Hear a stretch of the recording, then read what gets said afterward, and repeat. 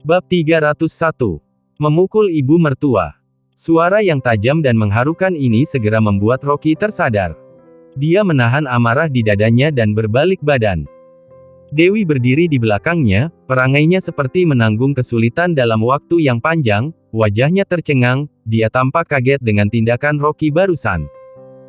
Rocky ingin memukul Jenny, tetapi akal budinya memberitahunya, jika dia memukul Jenny di depan istrinya, maka masalahnya tidak akan berakhir. Rocky menahan amarahnya dan berkata, "Istriku, ibu mencuri liontinku, juga menjual batu giokku, dan memukuli Paman Ali." Tetapi sebelum dia selesai berbicara, tiba-tiba Jenny berteriak dan menangis, "Aku tidak melakukannya, Rocky juga sembarangan menuduhku. Dewi, dia juga ingin memukulku, besok kamu harus bercerai dengan orang tidak berguna ini." Awalnya Jenny takut, tetapi ketika dia melihat putrinya datang, dia merasa percaya diri lagi. Begitu dia mengubah penampilan iblisnya yang tadi, dia segera menangis dengan keras. "Bu, berhentilah." Dewi juga tidak berdaya, bagaimana mungkin dia tidak mengetahui perilaku memalukan Jenny. Dia mengerutkan alis dan berkata, "Aku baru saja melepon ayah dan memintanya pulang untuk memeriksa, kamar tidur sebenarnya sudah dibalik. Kalau kamu tidak membaliknya, aku akan meminta polisi datang untuk memeriksa." Begitu membahas tentang polisi, Jenny tidak bisa berpura-pura lagi, dia hanya bisa menghapus air matanya, dan mengakui dengan enggan. "Iya, aku mengambilnya, mau bagaimana lagi? Rocky telah makan gratis di keluarga Liu selama bertahun-tahun, liontin ini seperti bayaran untuk menghormatiku." Dewi berkata, "Ibu, liontin itu adalah barang yang sangat penting bagi Rocky, kembalikan padanya. Kalau kamu ingin perhiasan lain, aku bisa membelikannya untukmu." Rocky berkata dengan dingin, "Dan juga, kemana kamu memindahkan batu giok di halaman rumahku?" Jenny gemetar dan ketakutan, dia baru saja menjual batu giok itu seharga 16 miliar, bagaimana dia bisa memuntahkan kembali uangnya? Dia seketika meluruskan lehernya dan berkata omong kosong, "Aku melihat tumpukan batu ini berantakan, menumpuk dan memenuhi halaman, jadi aku meminta orang untuk memindahkannya." "Dipindahkan kemana?" tanya Rocky. Jenny berkata, "Aku lupa. Apa hebatnya tumpukan pecahan batu, aku berniat baik membantu, tapi kamu malah ingin memukulku, benar-benar tidak tahu terima kasih." Pada saat ini, ponsel Alicia tiba-tiba berdering. Dengan tergesa-gesa dia mengambil ponselnya ingin mematikannya, namun karena terlalu tergesa-gesa dia malah menekan pengeras suara ponsel. Tiba-tiba terdengar suara gembira Fendi Lu dari ponselnya. "Alicia, aku telah memindahkan tumpukan batu giok itu, aku tidak menyangka bahwa tumpukan batu giok ini semuanya adalah barang kelas atas, bernilai ratusan miliar. Aku sudah memberikan 20 miliar sebagai uang komisi penjualan ke kartu bankmu, kamu dapat memeriksanya." Tiba-tiba wajah Alicia pucat pasi ketakutan, dia segera mematikan ponselnya.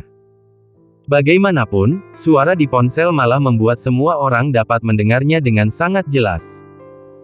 Rocky sangat marah, ekspresinya semakin suram, menatap Jenny dengan dingin dan berkata, "Apakah kamu menjual batu giokku ke Fendi Lu?"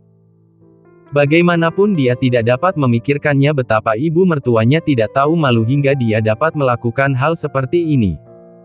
Jenny panik, hatinya merasa kesal dan marah. Tanpa diduga batu giok ini bernilai ratusan miliar, bahkan Alicia telah mengambil uang komisi yang lebih banyak dari 16 miliar miliknya. Jenny segera mengutuk Alicia, "Wow, kamu dan orang yang bernama Fendi Lu itu bersekongkol untuk menipu wanita tua sepertiku."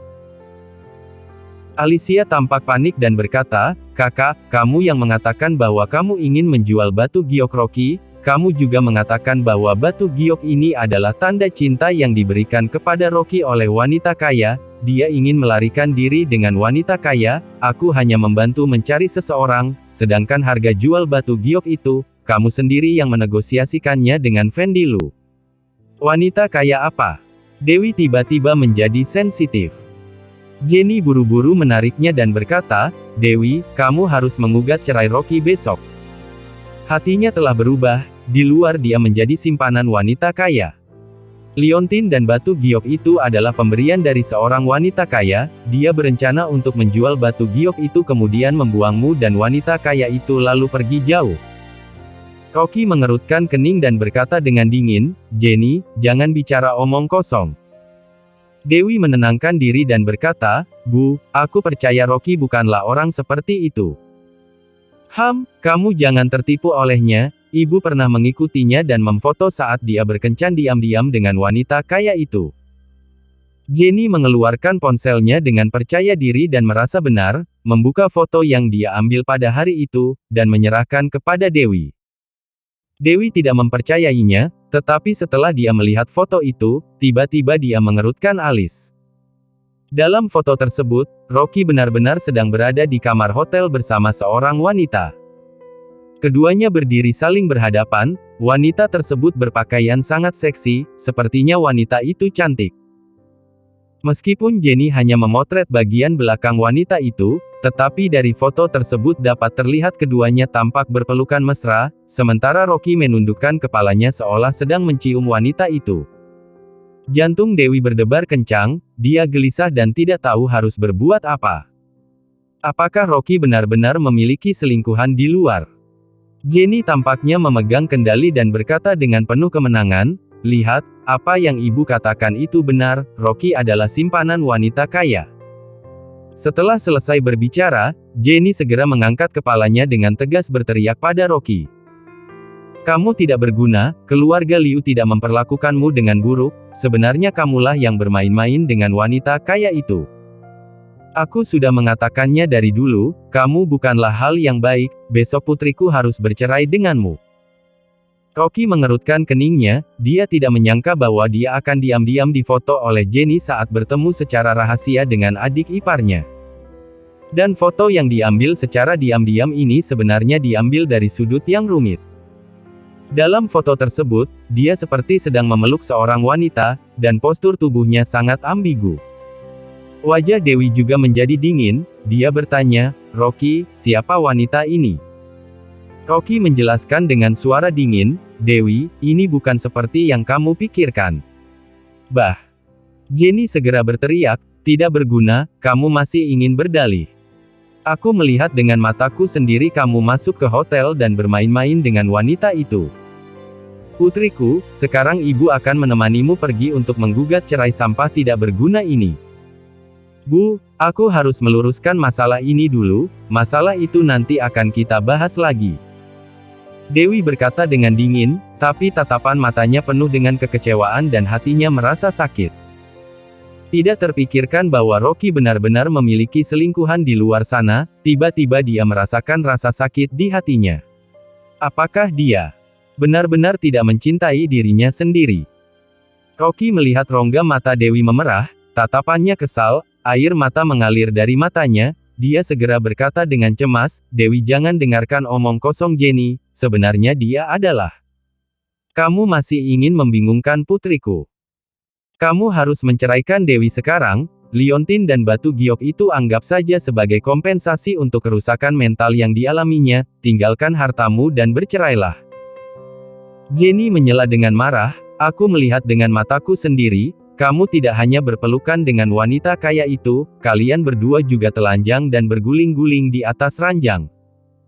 Mata Rocky merah padam, dia mengepalkan tinjunya dan berkata, Jenny, jangan bicara omong kosong. Pada saat ini, suara wanita yang bertubuh ramping terdengar di luar pintu.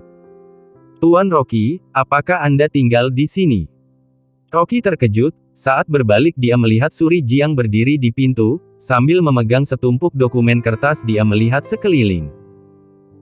Suri Jiang juga melihat Rocky, dan segera tersenyum malu, Tuan Rocky, aku baru saja pergi ke perusahaan Arta Cloud dan tidak ada orang di sana, aku juga pergi ke rumah Anda, tapi Anda juga tidak ada di sana, ayah mertua Anda bilang mungkin Anda ada di sini, jadi aku datang kemari. Suri Jiang datang untuk mengantarkan dokumen bank kepada Rocky, juga membawa sebuah kotak indah di tangannya. Suri Jiang tersenyum, ini adalah hadiah yang kubelikan untukmu. Dia mengenakan segaram bank berwarna hitam, sekilas terlihat seperti setelan yang dipakai Fiska di foto. Begitu Jenny melihat seseorang datang, dia mengambil kesempatan itu untuk menjeratnya. Dia takut Rocky akan meminta batu gioknya, jadi dia segera mengalihkan konflik. Dia segera berteriak dengan sengit, "Ini wanita ini. Orang yang tidak tahu malu, tiba-tiba memberikan hadiah lagi untuk orang tidak berguna ini. Katakan, benda yang ada di halaman itu adalah hadiah pemberianmu kan?" Suri Jiang ketakutan, dia berpikir Jenny bertanya tentang kotak yang ada di tangannya. Dia berkata dengan tergagap, "Itu aku. Aku memberikannya. Aku hanya. Apa yang sedang terjadi di sini?" Dia membeli sekotak buah di jalan, ingin berterima kasih pada Rocky karena telah mempromosikan dirinya menjadi manajer. Tetapi dia tidak menyangka bahwa ketika dia tiba di pintu, wanita tua yang galak itu akan berteriak memarahinya. "Ada dua orang yang menerima uang haram dan berani merayu suami putriku." Jenny penuh dengan amarah, menyerang dengan kasar dan menamparkan Suri Jiang. Rocky sudah sangat marah, melihat Jenny demi menggelapkan liontin dan batu giok, dia memukul Suri Jiang tanpa melihat kebenarannya. Rocky tidak bisa menahannya lagi, dia melangkah maju, dan menahan tangan Jenny dengan kasar, "Enyah." Pergelangan tangannya dicengkram oleh Rocky, dia berkata dengan marah, "Kamu yang harus pergi, kamu adalah anjing yang dipelihara oleh keluarga Liuku." Belum selesai dia berbicara, Rocky tidak bisa mengendalikan amarahnya lagi, dia menendang Jenny dengan keras. Bab 302. Dewi mengajukan perceraian. Bang! Suara tendangan. Rocky menendang dengan kakinya, tendangan itu langsung menghantam dada Jenny. Tubuh Jenny tiba-tiba ditendang ke tanah dan terlempar menjauh 1 meter, dia jatuh tidak berdaya di tanah tanpa suara seolah-olah pingsan. Dewi tertegun, belum kembali sadar. Alicia juga tercengang, tidak pernah menyangka, orang tidak berguna, sebenarnya setangguh ini. Jenny jatuh ke tanah, tidak bergerak sama sekali. "Ibu!" Dewi menjerit dan bergegas panik menghampiri. Jenny berbaring terlentang, semua orang benar-benar dibuat tercengang oleh tendangan itu. Setelah tubuhnya diguncang oleh Dewi beberapa kali, Jenny sadar kembali, dadanya merasa sakit yang tidak tertahankan, rasanya seperti tulang rusuknya ditendang dan patah. Tiba-tiba, Jenny membuka mulutnya dan muntah darah. Darah hangat memercik di tangan Dewi, wajahnya pucat ketakutan, bingung apa yang harus dia lakukan. Rocky juga tercengang, dia agaknya sedikit menyesal. Tadi dia dipenuhi dengan amarah sehingga secara tidak sadar menendang Jenny dan dia tidak memukulnya dengan keras. Tapi bagaimanapun juga, di hadapan istrinya, dia menendang ibu mertuanya, istrinya pasti akan marah. "Bu, bagaimana keadaanmu?" Dewi juga ketakutan dengan darah yang menyembur, dia menangis sambil mengguncang tubuh Jenny. Jenny mulai merasa segar setelah bernapas, tiba-tiba dia seperti menarik napas dalam-dalam dan bangkit menangis dengan keras. "Dewi, orang tidak berguna ini benar-benar menendangku, dia demi melarikan diri dengan wanita kaya, ingin membunuh ibumu. Dia ingin menghancurkan barang buktinya." Melihat Jenny menangis dengan penuh energi, Dewi menghela nafas lega.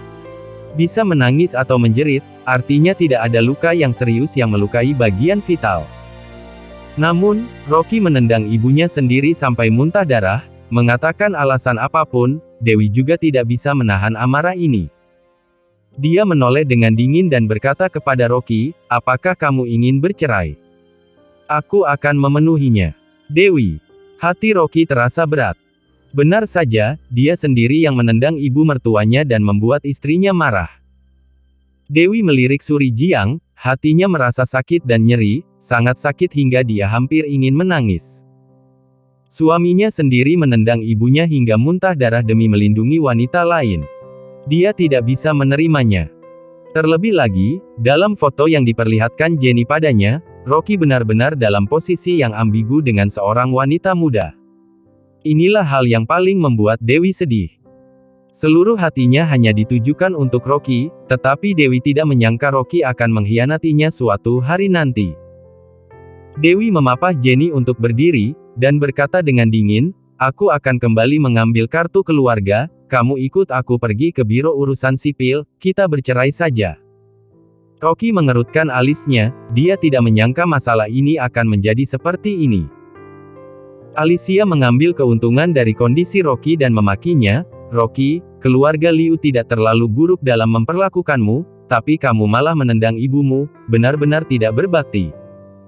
Aku mendukung Dewi untuk menceraikanmu, dia masih muda dan cantik, dia bisa menemukan seorang suami yang lebih kaya darimu." Rocky menatapnya dengan tatapan pembunuh. Alicia sangat ketakutan hingga dia menutup mulutnya dan tidak berani mengatakan apapun. Tatapan pembunuh di mata lawannya terlalu berat, melihatnya sekilas saja membuat seluruh tubuhnya gemetaran. Apakah ini tatapan mata seorang yang tidak berguna? "Ibu, aku akan membantumu pergi ke rumah sakit."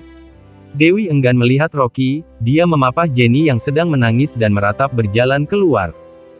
Pada saat ini, Suri Jiang juga sudah tersadar dan berlari dengan buru-buru. "Direktur Jenny, apakah Anda masih ingat padaku?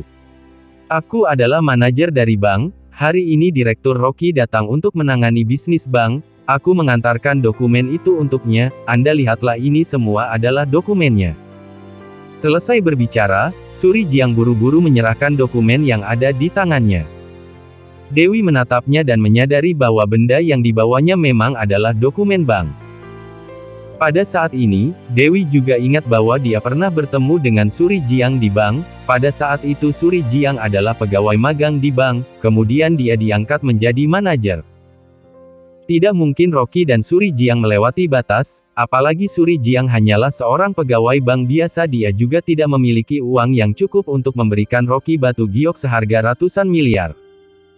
Rocky juga melangkah maju, dan berkata dengan suara rendah kepada Jenny, "Bu, tadi aku kehilangan akalku untuk beberapa saat, lalu memukul ibu. Batu giok seharga miliaran, aku bisa merelakannya, tetapi liontin itu sangat penting bagiku, itu adalah peninggalan keluargaku, mohon kembalikan padaku."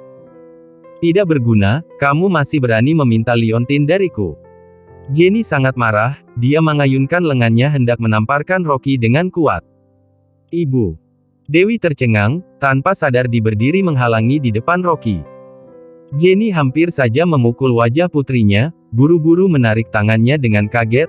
"Dewi, kamu masih mau menolong bajingan ini? Pinggir, biarkan ibu memukulnya sampai mati." Dewi berdiri tak bergeming, tatapan matanya penuh kebingungan. Dia hanya mengandalkan nalurinya, bergegas maju menghalangi Rocky dari tamparan dari ibunya karena nalurinya. Namun, Rocky semakin merasa menyesal dan terharu saat melihat istrinya melindunginya dari tamparan ibunya. Semua yang dia lakukan adalah untuk istrinya. Batu giok seharga miliaran yang dijual oleh Jenny, dia bisa tidak memperdulikannya. Bahkan dia juga dapat memberikan villa ini pada Jenny. Tetapi dia tidak ingin bercerai dengan istrinya. Awalnya hubungan di antara keduanya berangsur-angsur membaik, hanya ibu mertuanya yang membuat masalah dan membuat Dewi kecewa hingga mengajukan perceraian. Rocky menarik tangan Dewi dan berkata, "Istriku, aku tidak seharusnya memukul ibu, jika kamu marah, kamu bisa memukulku, aku tidak akan melawan. Untuk apa aku memukulmu?"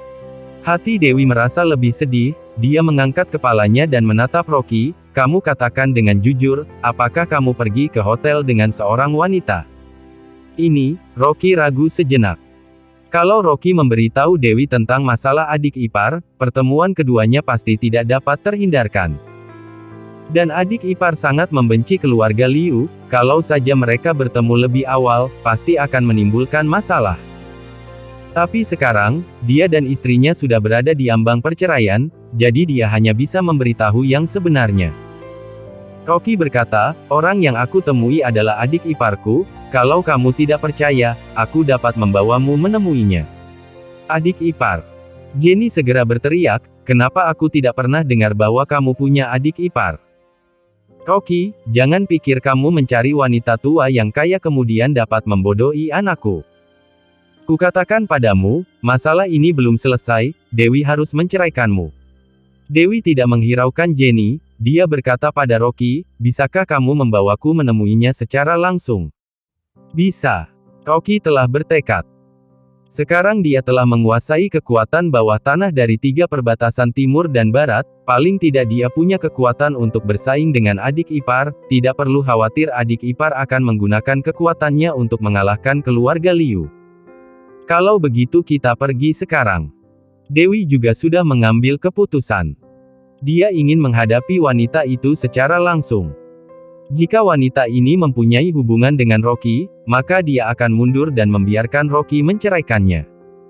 Rocky menghela nafas lega, paling tidak istrinya mau mempercayainya, keduanya tidak akan sampai pada titik perceraian. Tetapi baru saja dia berpikiran demikian, dia mendengar lagi suara dingin Dewi. Rocky, jika apa yang kamu katakan itu benar, aku akan meminta ibuku untuk mengembalikan liontin dan batu giok padamu. Tetapi aku tidak bisa memaafkanmu karena telah menendang ibuku hingga muntah darah. Lupakan saja, aku tidak menginginkan batu giok itu lagi. Rocky berkata dengan berat hati. Batu giok itu dia masih bisa membelinya lagi, tidak masalah asalkan liontinnya dapat diambil kembali. Meskipun Jenny sebenarnya tidak muntah darah sama sekali, hanya giginya menggigit lidahnya sehingga mengeluarkan darah, tetapi dia tetap saja adalah ibu dari Dewi, wajar jika istrinya marah. Rocky hanya bisa menyelesaikan krisis yang ada di depan mata saat ini, lalu perlahan membuat istrinya berubah pikiran. Bab 303. Bertemu dengan adik ipar. Setelah beberapa saat, Rocky membawa Dewi, Jenny, dan Bibi Alicia ke lantai bawah Hotel Sheraton. Dia akan masuk, tetapi dihentikan oleh Jenny. Wajah Jenny membengkak, dan dia berkata dengan kejam, "Kamu tunggu saja di bawah, kami naik dulu, jangan sampai kamu berkolusi dengan wanita kaya itu. Jika kamu bertemu dengan wanita kaya dan keduanya menarik, bagaimana kami bisa bertanya?" "Bu, ini bibiku," Rocky berkata tanpa daya. Dia bahkan tidak menginginkan ratusan juta batu kasar, apalagi yang diinginkan ibu mertua ini. Alicia di sebelahnya berkata, "Rocky, jika kamu benar-benar tidak memiliki sesuatu di hatimu, tunggu saja di bawah." Keduanya bernyanyi dan berkumpul, dan Jenny membenci Rocky lagi. Agar tidak memperparah konflik, Rocky harus menunggu di bawah nanti baru naik lagi. Jenny takut Rocky akan membuat pengakuan dengan wanita kaya itu, dan meminta Alicia untuk mengambil ponselnya dan menyimpannya di sisinya untuk mencegahnya menelepon. Menurut alamat yang diberikan oleh Rocky, Jenny membawa Dewi ke pintu kamar direktur. Melihat dua baris pengawal di koridor, Jenny sedikit ketakutan, menahan Dewi. Dewi juga sedikit gugup, dia tidak pernah menghubungi orang-orang ini, dan ketika dia melihat para pengawal ini tahu bahwa dia adalah seorang gangster, tetapi hatinya perlahan-lahan beralih ke Rocky. Ternyata, keluarga Lin memang terkait dengan kekuatan bawah tanah. Sebelum mencapai pintu, Jenny dihentikan oleh seorang pengawal. Pengawal itu menanyakan beberapa patah kata secara tidak sungkan, dan mengetahui bahwa mereka adalah keluarga Rocky, dan tidak berani mengabaikan, jadi dia bergegas masuk ke ruangan untuk melapor. Jenny dari awal mencari Fiska untuk meminta uang sebesar 400 juta, sedikit bersalah. Dalam beberapa menit, pengawal itu datang untuk memberi tahu mereka untuk masuk, mengatakan bahwa Direktur Fiska selalu ingin bertemu mereka. Dewi mengikuti pengawal itu ke pintu, merasa sangat gugup. Jika pihak lain benar-benar saudara ipar Rocky, dirinya akan dianggap sebagai orang yang akan bertemu dengan keluarga Lin hari ini. Tetapi jika itu seorang wanita kaya, dirinya belum tahu bagaimana mengatakannya. Pintu terbuka, Dewi mengumpulkan keberanian dan berjalan masuk dengan tenang. Begitu berjalan masuk ke pintu, dia melihat seorang wanita cantik dan anggun mengenakan seragam hitam duduk di sofa dengan sebatang rokok wanita ramping panjang di tangannya. Fiska. Fiska tanpa ekspresi, melirik keduanya dengan arogan, dan mencibir. Dia benar-benar tidak menyangka wanita tua yang tidak tahu malu ini akan berani datang. Dewi tenang, dan bertanya dengan sopan, "Maaf, apakah kamu saudara ipar Rocky?" "Tentu." Fiska menjentikkan jelaga, bangkit perlahan, dan berkata dengan santai, "Aku adalah Fiska, dan berencana saat meninggalkan kota Gopo untuk bertemu denganmu, tidak berharap kalian datang lebih dulu." Bilang, "Ada masalah apa?" Jenny menatap Fiska dengan curiga. Jika dia benar-benar saudara ipar Rocky, juga terlalu muda, tampaknya paling banyak berusia awal 30-an. Dia bertanya dengan tidak percaya, "Apakah kamu benar-benar saudara ipar Rocky?" Bukti apa yang kamu miliki? Butuh bukti. Jika kamu tidak percaya, kembali dan tanyakan pada Rocky sendiri. Fiska menjadi tidak sabar, dia biasanya tidak melihat pemalas, dan berurusan dengan miliarder dan selebriti, dia dapat membuat pengecualian untuk melihat ibu dan anak ini. Jenny kesal untuk sementara waktu, dia menjadi terbiasa mendominasi di depan Rocky, dan tidak suka dengan kerabatnya sama sekali. Sekarang wanita ini sombong dan bahkan menegur dirinya sendiri. Dia tiba-tiba menjadi kesal dan berkata dengan tidak sungkan, "Aku masih memiliki bukti perselingkuhan kalian, sebaiknya kamu memberitahu aku dengan jujur, atau aku tidak bisa mengampunimu." Bukti. Fiska tertawa, dan berkata dengan sinis, "Kamu bertanya denganku memintaku uang foto 400 juta uang tutup mulut." Dewi tercengang, tiba-tiba merasa malu, dan berbalik bertanya pada Jenny. "Ma, apakah kamu meminta uang padanya?" Ini. Dewi ragu-ragu, mengertakkan gigi dengan kebencian terhadap Fiska. Bukankah hanya 400 juta, wanita ini ternyata ingat. Dewi merasa sangat malu, mamanya sendiri ternyata menggunakan kelemahan musuh, jika dia benar bibinya Rocky, harga dirinya akan diletakkan di mana? Harga diri apa yang ada ke depannya, mengikuti Roku kembali ke rumahnya. Dia segera berkata, "Ma, kembalikan uang itu padanya." Jenny secara alami menolak, "Kamu percaya apa yang dia katakan? Foto kamu juga telah melihatnya, keduanya berpelukan dan berciuman. Jika dia tidak merasa bersalah, mengapa memberiku 400 juta untuk uang tutup mulut?" Ekspresi Fiska berubah, dia memandang rendah keluarga Liu sama sekali, dia tidak bisa mentolerir Dewi. Dia segera merendahkan wajahnya, dan dengan dingin memarahi, "Kamu pantas mendapatkannya juga. Siapa yang memberimu harga diri?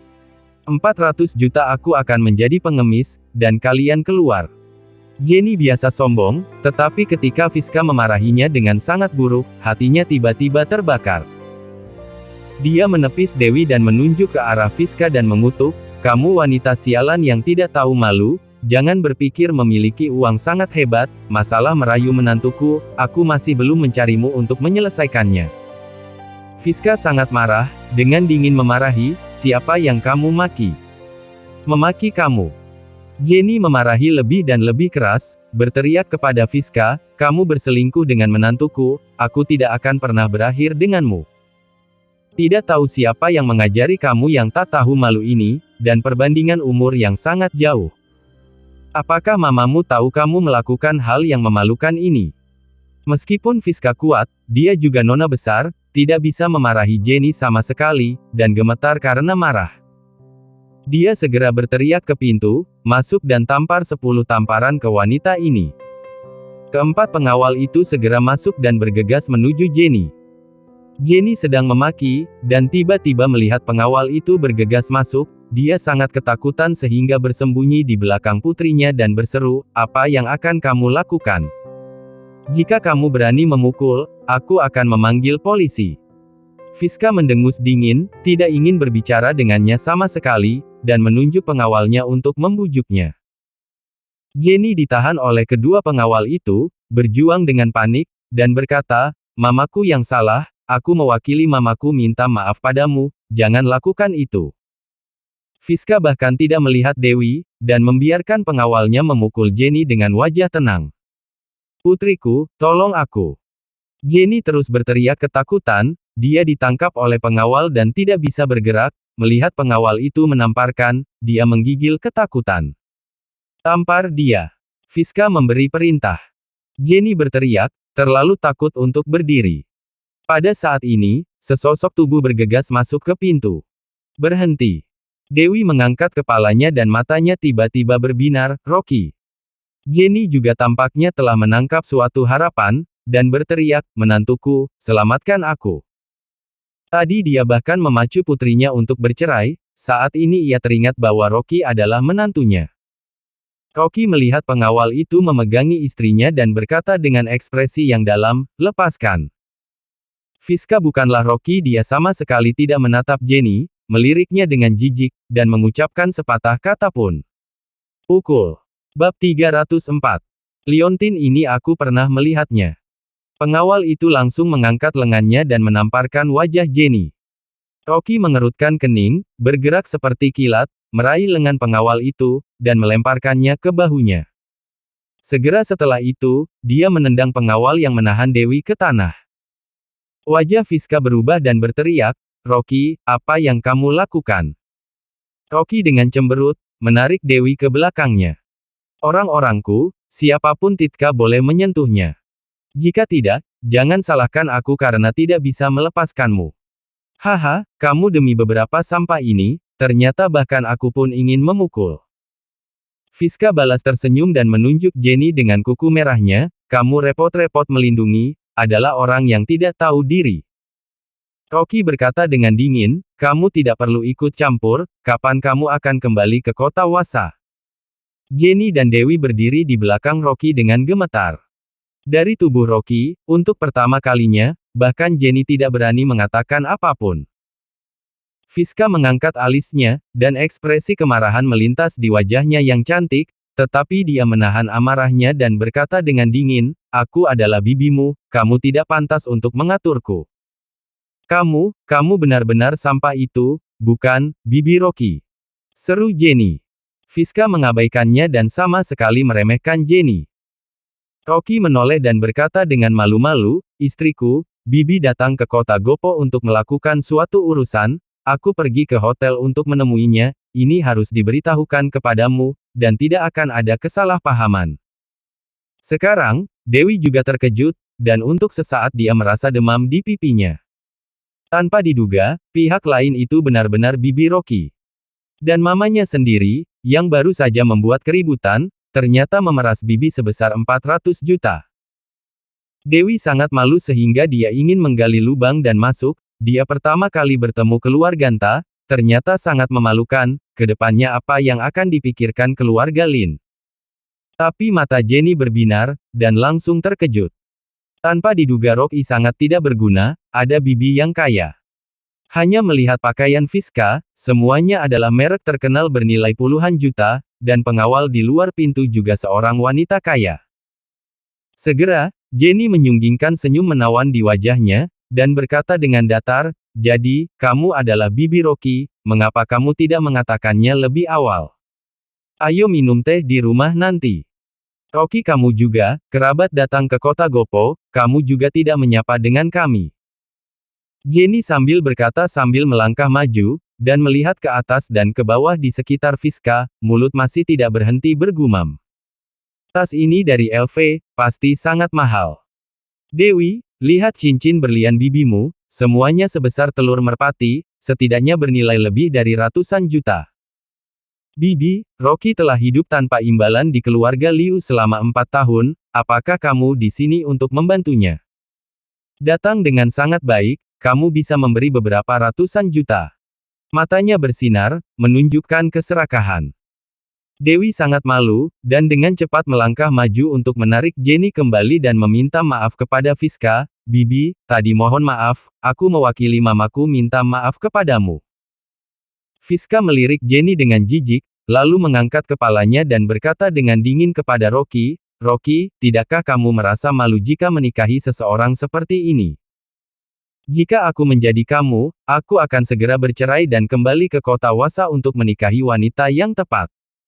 Dewi mengerutkan alisnya, dan jelas merasa bahwa bibinya tidak suka dengan dirinya. Dia menarik Jenny dan menghela nafas. Mama kandungnya membuat masalah besar seperti ini, tidak heran jika bibi memiliki kesan buruk pada dirinya sendiri. Wajah Rocky muram dan berkata dengan dingin, "Istri macam apa yang aku nikahi, kamu tidak bisa mengatur. Bibi, kamu kembali ke kota Wasa besok, dan jangan datang ke kota Gopo lagi."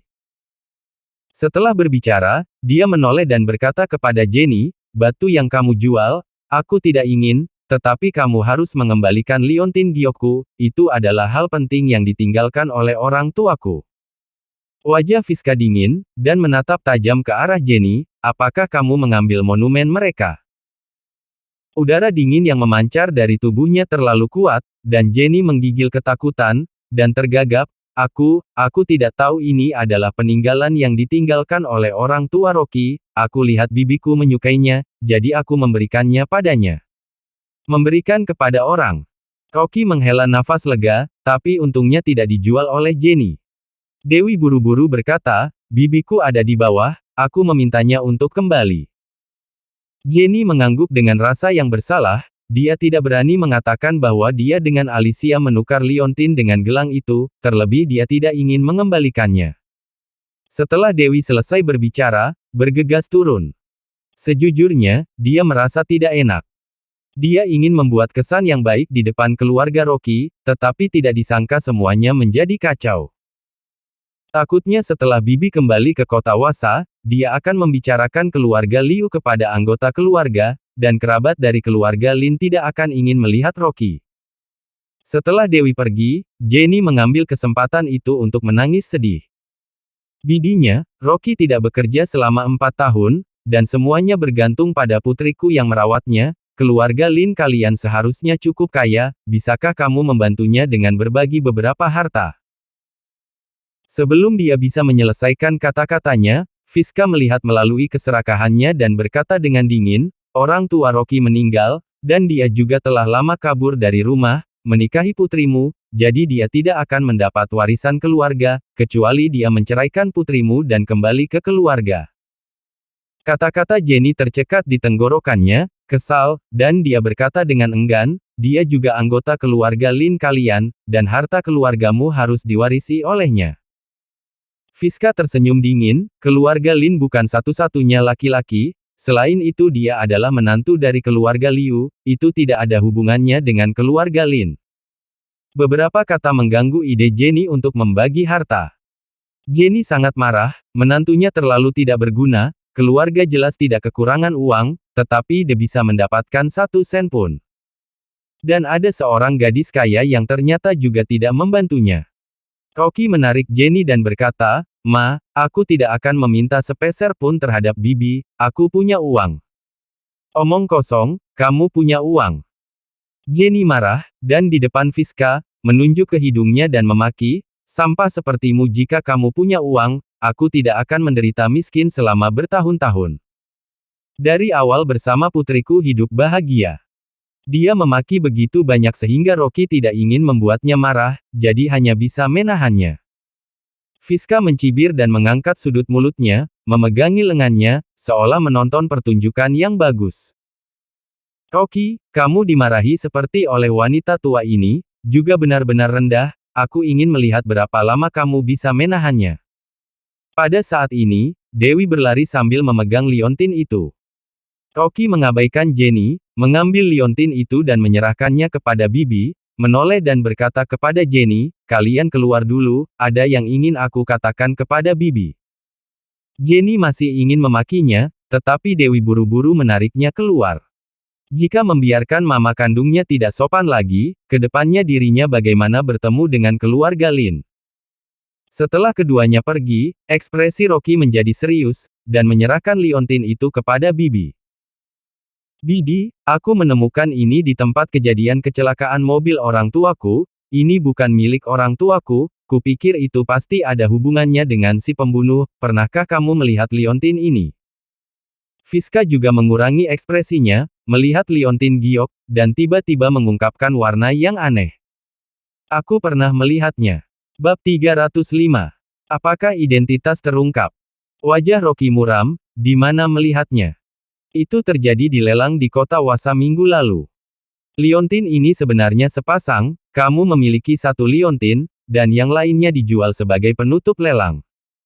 Hati Rocky menciut, dan ada ledakan kegembiraan di hatinya. Selama menemukan juru lelang, dapat mengikuti jejaknya dan mencari tahu siapa pemegang liontin giok ini. Bibi, siapa yang membelinya? Fiska menggelengkan kepalanya dengan menyesal, dan berkata, dia adalah seorang kolektor asing yang besar, konon liontin giok ini secara tidak sengaja diambil dari kiosnya ketika dia sedang bepergian di Tiongkok. Rocky mengerutkan kening, dan sangat sulit menemukan petunjuk yang akhirnya terputus seperti ini. Fiska juga terlihat serius dan berkata, tidak bagaimanapun, aku akan menanyakan tentang liontin giok ini. Besok aku akan kembali ke kota Wasa dan mencoba menghubungi kolektor besar ini. Bibi, terima kasih. Rocky sedang dalam suasana hati yang rumit, dia ragu-ragu sejenak dan tersenyum pahit, masalah tadi, kamu jangan bicarakan terhadap kakek. Fiska mendengus dingin, kenapa, kamu juga takut ayah akan tahu bahwa ibu mertuamu begitu memalukan? Jika menyesal, cepatlah bercerai, apakah Melanie tidak pantas untukmu? Aku hanya takut orang lain menyakiti istriku. Rocky berkata dengan dingin, selain itu, aku dan Dewi telah menikah dan aku tidak pernah menyesalinya. Jika ada yang berani melukainya, tidak peduli siapa itu, aku tidak bisa mengampuninya. Setelah berbicara, Rocky berbalik dan pergi. Fiska tampak rumit dan mengertakkan gigi dan berkata, tidak ada seorang pun di keluarga Liu yang suka denganmu, aku akan lihat berapa lama kamu dapat menahannya. Rocky berjalan ke bawah dan akhirnya menghela napas lega. Tidak peduli bagaimanapun, Bibi akhirnya bersedia kembali ke kota Wasa, dan ancaman dari keluarga Liu juga hilang. Tetapi berharap setelah Bibi kembali ke kota Wasa dapat mengetahui keberadaan liontin giok ini, dan menemukan pembunuh yang melukai orang tuanya secepatnya. Begitu Rocky turun, Jenny bergegas bangkit dengan cemas. Apa yang kamu bicarakan? Apakah kamu meminta uang kepada Bibi? Apakah keluarga Lin ingin berbagi harta kepadamu?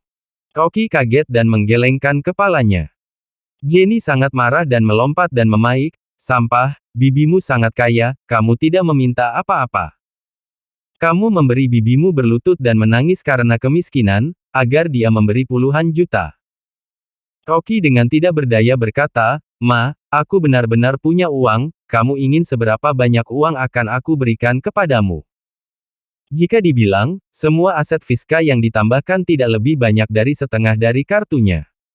Haha, apakah kamu punya uang? Jika kamu punya uang, aku akan segera berlutut di depanmu. Jenny mendengus, sangat kesal, kamu tidak ingin mencari Bibi, aku akan pergi ke atas untuk memintanya. Ma. Dewi sangat marah sehingga menarik Jenny, jika kamu berani meminta uang dari Bibi, aku sekarang akan pindah dengan Rocky. Rocky berkata dengan datar, Ma, kali ini kamu naik, aku tidak akan mengikutimu. Ketika Jenny mendengar ini, segera nyalinya sedikit menciut. Ada pengawal di sana, jadi dia tidak berani mencari mereka lagi. Dia sangat marah sehingga menendang Rocky dengan kasar dan memaki, sampah tidak berguna, tidak heran keluarga Lin mengusirmu. Kali ini, Alicia berkata dengan marah, kembalikan gelangku. Gelang apa? Rocky terdiam.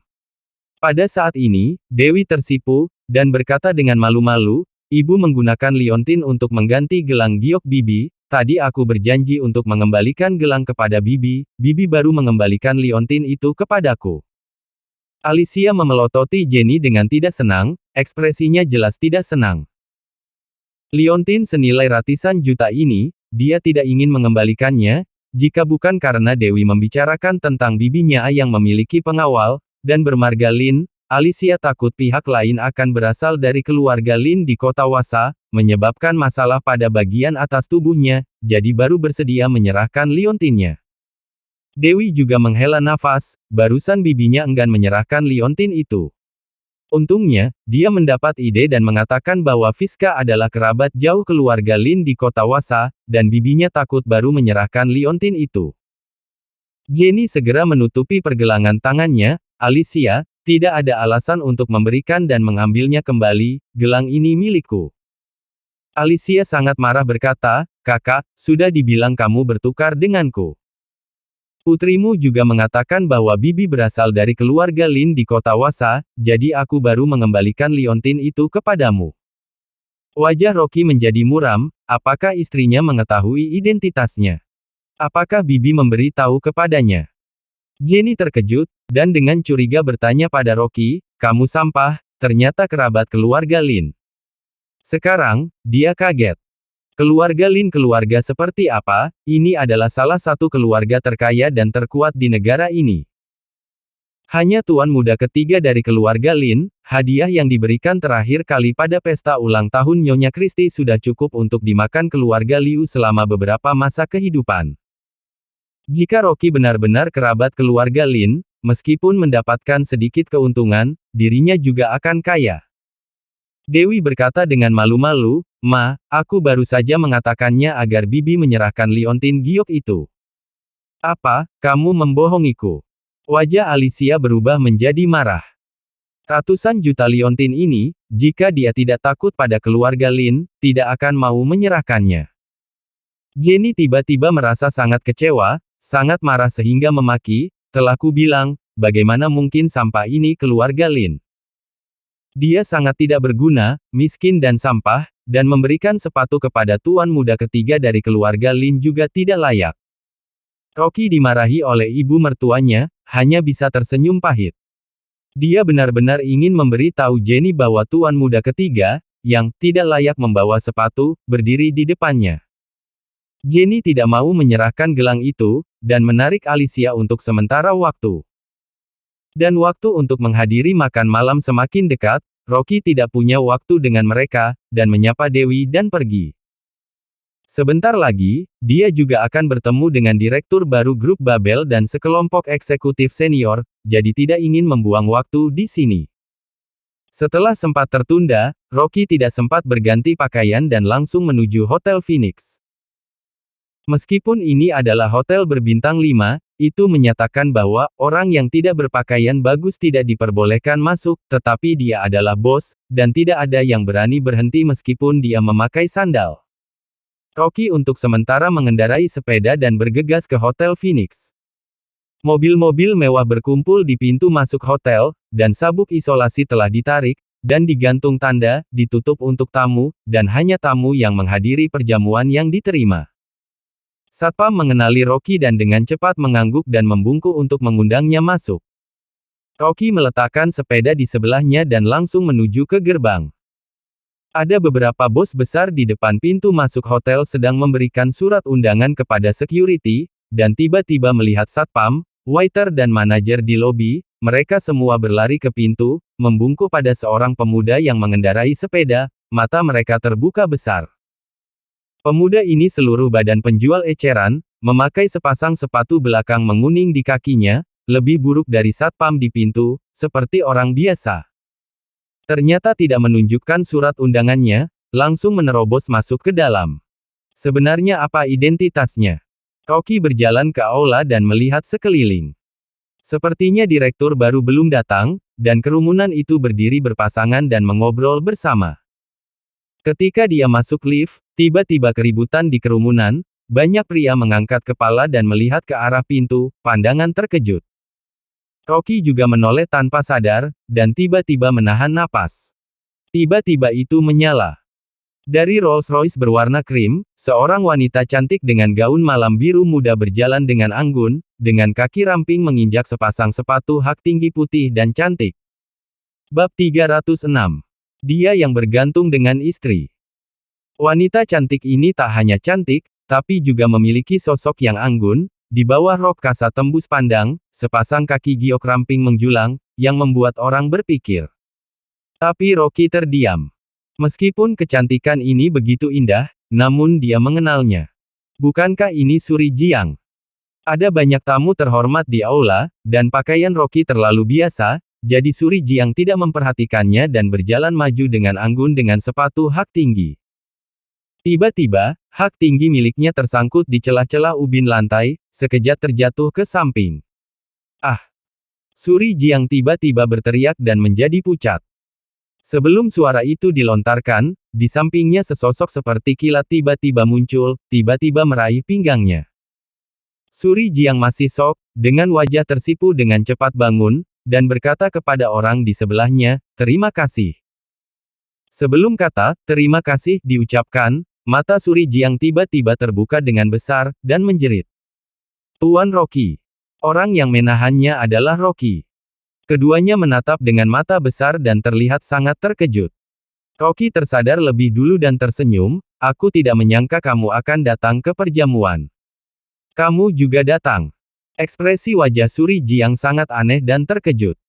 Dia tidak menyangka bertemu Rocky di pesta kelas atas seperti itu. Orang-orang yang datang ke pesta itu semuanya adalah pemimpin tertinggi di Nanguang, dan selain sumber daya keuangan, pasti memiliki status tertentu. Apakah identitas Rocky lebih tinggi dari yang dirinya kira? Rocky mengangguk, aku diundang oleh orang lain, bagaimana denganmu? Mata Suri Jiang terlihat sedikit kerumit, dia ragu dan berkata, aku juga. Dia hanya bertemu Rocky beberapa kali, juga tidak bisa memberitahunya tentang identitas aslinya. Di antara 4 keluarga besar di kota Wasa, selain keluarga Lin, keluarga Jiang menempati urutan keempat, dan bisnis utama keluarga adalah keuangan. Suri Jiang adalah 3 putri dari keluarga Jiang, dia kembali dari belajar di luar negeri, demi membuktikan bahwa dia tidak bergantung pada kemampuan keluarganya, pergi menyamar untuk mencari pekerjaan dan magang sementara di Bank Gopo. Meskipun Bank Gopo juga merupakan industri dari keluarga Jiang selalu menjaga kerahasiaannya, seluruh bank tidak mengenalnya, terlebih tidak menyangka dia adalah pemegang saham. Padahal surat undangan untuk perjamuan ini dikirim ke kakak yang mengelola sistem perbankan di keluarga. Hasilnya kakak sementara ada sesuatu untuk dilakukan dan tidak benar-benar ingin berpartisipasi dalam pertemuan kelas bawah seperti itu, jadi dia membiarkannya belajar lebih banyak. Tanpa diduga, Suri Jiang akan bertemu Rocky segera setelah dia tiba. Keduanya untuk sementara menyembunyikan identitas mereka, Rocky melihat bahwa Suri Jiang enggan berbicara lebih banyak, dia menebak Suri Jiang seharusnya adalah putri dari bosnya, tidak terkenal, jadi tidak banyak bertanya. Rocky melihat pergelangan kaki Suri Jiang membiru, dan tahu bahwa pergelangan kakinya terkilir barusan, jadi tersenyum dan berkata, aku membantumu masak, mencari tempat duduk dan istirahat dulu, dan aku akan menggosok untukmu. Suri Jiang tersipu, bagaimana dia bisa membiarkan pria asing menyentuh kakinya, dan berkata dengan cepat, tidak perlu, bantu aku masuk saja. Setelah berbicara, dia mengulurkan tangannya untuk memegang lengan Rocky agar tidak jatuh lagi. Sekitarnya melihat mereka berdua, dan banyak mata cemburu melihat Rocky. Banyak orang yang menyesal di dalam hati mereka, tadi dirinya gerakan terlalu lambat, tidak menyangka Rocky yang merebut kesempatannya. Wanita yang kecantikan tiada taraf, ternyata berinisiatif untuk menahan sifat sombong Rocky, anak ini tidak tahu keberuntungan apa yang sedang terjadi. Beberapa orang bahkan merasa aneh jika sekilas orang kelas bawah seperti Rocky terlihat seperti pekerja kelas bawah, siapa yang mengundangnya. Saat ini, kerumunan di pintu melonjak. Tuan Muda Fendi datang. Setelah mendengar nama ini, Rocky segera mengangkat kepalanya dengan waspada, melihat ke arah pintu.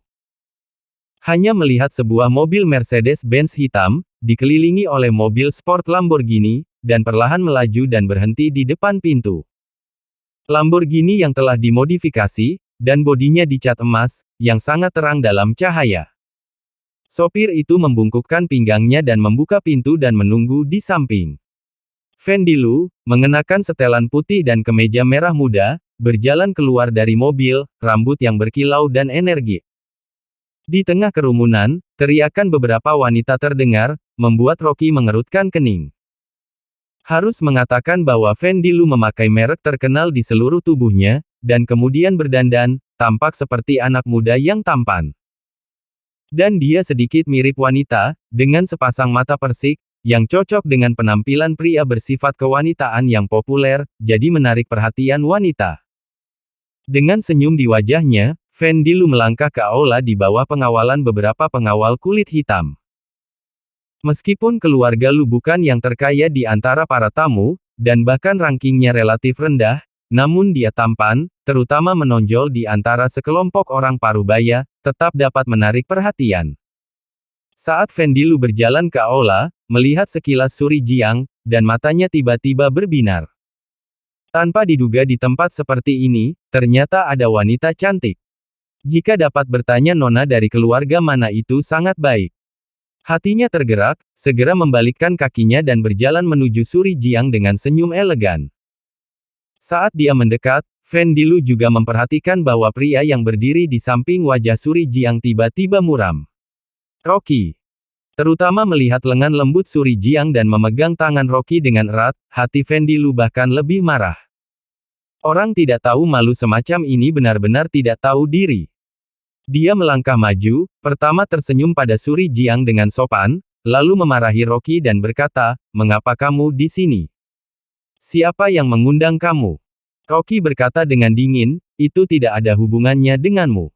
Haha. Fendi Lu mencibir, dan berkata dengan jijik, Rocky, acara kelas atas ini bahkan jika kamu berpura-pura masuk ke dalam, kamu tidak memenuhi syarat untuk berpartisipasi.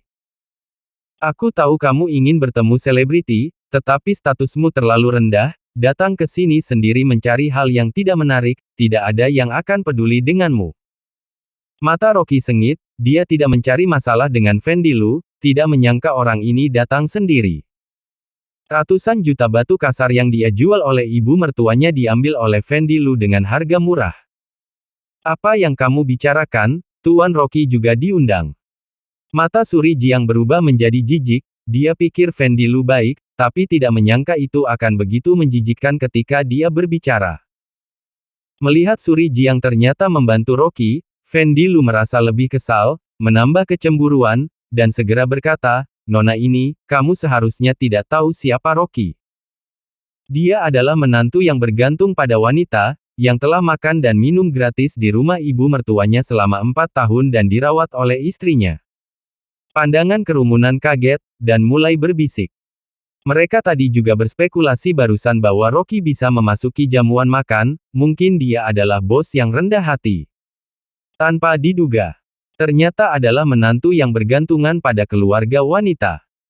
Mendengar diskusi di sekitarnya, Fendi Lu merasa lebih nyaman, dan berkata dengan jijik, Rocky, keluarlah dari sini jika kamu tahu diri, jangan malu di sini. Biarkan aku membantu wanita ini masuk, kamu tidak layak. Bab 307. Di sini adalah tempatku. Rocky tersenyum tipis dan berkata, jika aku tidak salah ingat, pada siang hari ini kamu akan dikeluarkan dari sini, atau karena kamu tidak membayar untuk makanan dan tidak mampu membelinya. Dia makan di sini tidak membayar. Suri Jiang menutupi mulut kecilnya dengan ekspresi heran, tidak mungkin. Mereka yang datang ke sini untuk berpartisipasi dalam perjamuan adalah orang kaya atau bangsawan. Bagaimana mungkin bahkan makan, tidak membayar? Rocky tersenyum dan berkata kepada manajer di sebelahnya, kamu yang berbicara. Setelah ditunjuk oleh bos, manajer itu tentu saja tidak berani mengabaikan, dan dengan cepat tertawa, Tuan Rocky benar, Tuan Fendi pada siang hari ini tidak membayar makanan, dan juga mengatakan bahwa tidak punya uang, dan diseret oleh satpam untuk dipukuli, berlutut untuk memohon, dan akhirnya dia memohon kepada ayahnya untuk melunasi tagihannya, jadi kami baru melepaskannya. Begitu manajer selesai berbicara, ada keributan di antara hadirin. Bahkan wanita yang berteriak pada Fendi Lu barusan menunjukkan rasa jijik. Memalukan. Perjamuan kelas atas seperti ini, ada orang yang tidak mampu membayar makan. Suri Jiang dengan jijik juga berkata, bahkan tidak bisa membayar makanan, siapa yang mengundang orang seperti ini ke pesta? Ada banyak diskusi di sekitarnya, dan mereka memandang Fendi Lu dengan mencibir. Wajah Fendi memerah, dan sangat malu. Dia melirik ke arah Rocky, melihat bahwa pihak lain itu tersenyum, dan langsung marah dan menoleh ke satpam, orang yang datang ke sini harus meminta surat undangan, periksa orang bodoh ini, dia pasti tidak ada. Namun, beberapa satpam tetap tidak bergerak dan bahkan memandangnya dengan mengejek. Dia adalah bos mereka sendiri, periksa apaan? Rocky tersenyum dan berkata, aku datang ke tempatnya sendiri untuk makan apakah masih perlu surat undangan? Kalian periksa Tuan Fendi untuk melihat apakah dia memilikinya. Begitu dia selesai berbicara, beberapa satpam berlari ke Fendi Lu untuk menahannya. Tuan Fendi, tolong tunjukkan surat undangannya. Kalian. Wajah Fendi Lu menjadi merah karena marah. Satpam-satpam apakah tidak tahu bahwa Tuan Fendi adalah pemegang saham restoran Phoenix sebelumnya? Ternyata tidak mendengarkannya, melainkan mendengarkan perintah orang bodoh ini. Dia mengeluarkan surat undangan itu dengan marah, melemparkannya ke satpam, dan berteriak dengan marah kepada Rocky, jangan berpikir bahwa kamu memiliki kesepakatan yang tidak tahu malu dengan pemilik restoran, dapat menjadi kurang ajar. Cepat atau lambat aku akan memeriksamu, saat itu kamu akan berlutut dan memohon belas kasihan, dan aku akan membunuh Anda. Rocky tidak berkomitmen, pemilik hotel adalah dirinya sendiri, apa yang bisa dia lakukan? Satpam dengan hormat melaporkan kepada Rocky, Tuan Rocky, dia memang memiliki surat undangan. Rocky mengangkat bahu, Satpam, geledah dia dan melihat apakah dia memiliki barang selundupan. Aku masuk dulu. Setelah berbicara, dia membantu Suri Jiang berjalan ke ruang perjamuan. Terlalu malas perhitungan, karena Rocky sama sekali tidak memperhatikan Fendi Lu. Fendi Lu sangat marah dan ingin ikut masuk, tetapi dihentikan oleh Satpam. Dia berteriak, "Apa yang kamu lakukan?" Kapten Satpam berkata tanpa tersenyum, "Tuan Lin memerintahkan, geledah kamu." Fendi Lu sangat marah, "Kalian berani sekali. Aku tahu pemilik hotel, percaya atau tidak, aku akan menyuruh bos memecat kalian." Haha. Geledah. Kapten Satpam tidak peduli sama sekali, tadi Direktur Rocky berada tepat di depannya, bahkan orang bermarga Lu tidak mengenali, sungguh bodoh. Fendi Lu secara alami tidak bersedia, dan dirinya digeledah di depan umum. Namun, beberapa satpam hanya mendengarkan perintah Rocky dan mengelilinginya berputar-putar, membuatnya marah. Pada saat terdiam, sekelompok orang masuk dari pintu, dikelilingi belasan pengawal. Fendi Lu mendongak, dan tiba-tiba berteriak seolah-olah telah melihat suatu harapan. "Pak, biarkan orang-orang ini pergi." Orang-orang yang masuk kebetulan ada papanya Dennis Lu di antaranya. Dennis Lu berdiri di tepi kerumunan dan menemani beberapa orang besar, tiba-tiba dirinya melihat putranya dihentikan oleh satpam dan wajahnya tiba-tiba muram. Beberapa satpam mendongak, hanya dari kewibawaan orang-orang ini, juga tahu bahwa mereka terlalu besar dan tidak berani menghentikan mereka, jadi mereka harus membiarkan Fendi Lu lari. Dennis Lu melirik satpam itu dengan muram, lalu memandang putranya, dan bertanya, "Apa yang mereka lakukan padamu?" Fendi Lu dengan marah berkata, "Pak, kamu pasti melampiaskan amarahku. Ada orang bodoh yang berkolusi dengan pemilik hotel dan ternyata membiarkan satpam ini menggeledahku, yang membuatku malu di depan umum." Tiba-tiba, wajah Dennis Lu wajahnya menjadi jelek. Dia bertemu Direktur Zhao dari grup Babel di depan pintu, dan segera pergi untuk menyanjung, dan menemani orang-orang besar ini masuk. Direktur Zhao mengobrol dengannya secara acak, dan Dennis Lu tiba-tiba merasa wajahnya bersinar. Tanpa diduga putranya dihina di aula. Untuk mempermalukan keluarga Lu, dan untuk mempermalukan di depan Direktur Zhao, Dennis Lu tidak bisa menelan nafas ini. Begitu Direktur Zhao memasuki pintu, tiba-tiba dikelilingi oleh kerumunan, dan berjalan ke aula, tidak melihat ke arah Dennis Lu. Dennis Lu berdiri di aula, bertanya dengan suara berat, "Siapa anak ini?" Fendi Lu mengertakkan gigi, "Namanya Rocky, menantu dari keluarga Liu di kota Gopa, biasanya adalah sampah, dan juga tidak tahu hari ini metode apa yang akan dia gunakan, ternyata memasuki perjamuan. Pak, kamu segera masuk dan temukan dia untuk perhitungan dan melampiaskan amarahku." Dennis Lu mendengus dingin, dan berkata kepada putranya, "Sabar dulu, Direktur Zhao ada di sini, aku tadi berbicara beberapa patah kata dengan Direktur Zhao, Direktur Zhao bermaksud berbisnis batu giok dengan kita. Jika dapat memanfaatkan kesempatan ini, kita keluarga Lu akan dapat naik ke puncak, dan kamu berusaha untuk meninggalkan kesan yang baik di depan Direktur Zhao. Sedangkan untuk orang bodoh ini, aku bisa membereskannya. Pak, Direktur Zhao benar ingin bekerja sama dengan kita." Fendi Lu terkejut. Itu Direktur Zhao dari grup Babel.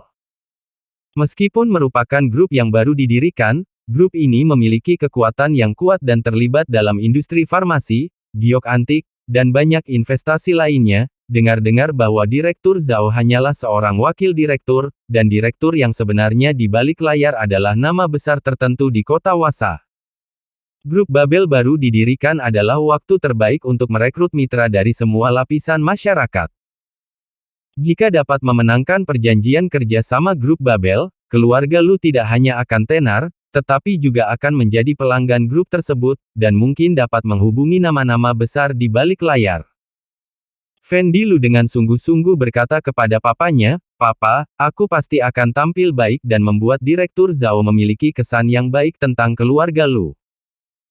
Dennis Lu mengangguk puas, dia tidak segan-segan menghabiskan jutaan tamu untuk hubungan, berpura-pura masuk ke dalam perjamuan, hanya untuk melakukan kontak dan mengajak putranya untuk bertemu orang.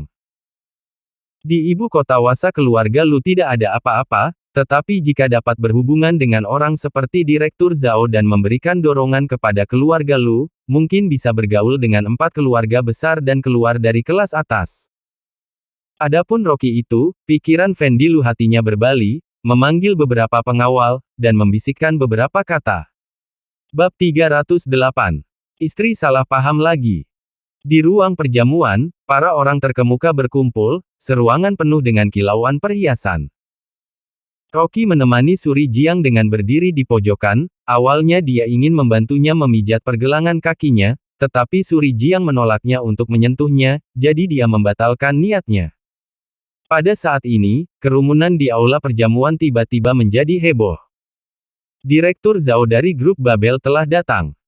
Kerumunan itu bergegas ke pintu, berebut untuk melihatnya. Rocky juga mengangkat kepalanya untuk melihat, dia belum pernah melihat direktur baru perusahaannya. Namun, sudah terlalu banyak orang yang menyambut di pintu, dan dia berdiri terlalu jauh untuk melihat dengan jelas. Melihatnya dengan penuh semangat menunggu, Suri Jiang tersenyum dan berkata, "Kenapa, kamu ingin mengenal Direktur Zhao?" "Hah? Iya." Rocky berkata dengan samar, "Apakah kamu mengenalnya?" Suri Jiang tersenyum dan berkata, "Tentu saja, jangan melihat grup Babel yang baru berdiri, namun beberapa petinggi dari timur dan barat menghormatinya, dan mereka berlomba-lomba untuk bekerja sama dengannya. Kakakku juga memperhatikan grup Babel dan berencana jika memiliki kesempatan secara pribadi mengundang bos grup untuk makan malam, melihat apakah ada kesempatan untuk bekerja sama." Rocky berkata sambil melihat, "Jangan terlalu segan. Jika kakakmu ingin bekerja sama, suruh saja dia datang dan menemuiku secara langsung." "Hah?" Suri Jiang tercengang, berpikir bahwa dia sedang berkamu, dan tiba-tiba terkekeh, dan berkata, "Oke, pada saatnya aku akan datang mencarimu." Dia merasa bahwa Rocky sangat antusias dan ingin membantu mencari kenalan, jadi dia tidak memasukkan kata-katanya ke dalam hati.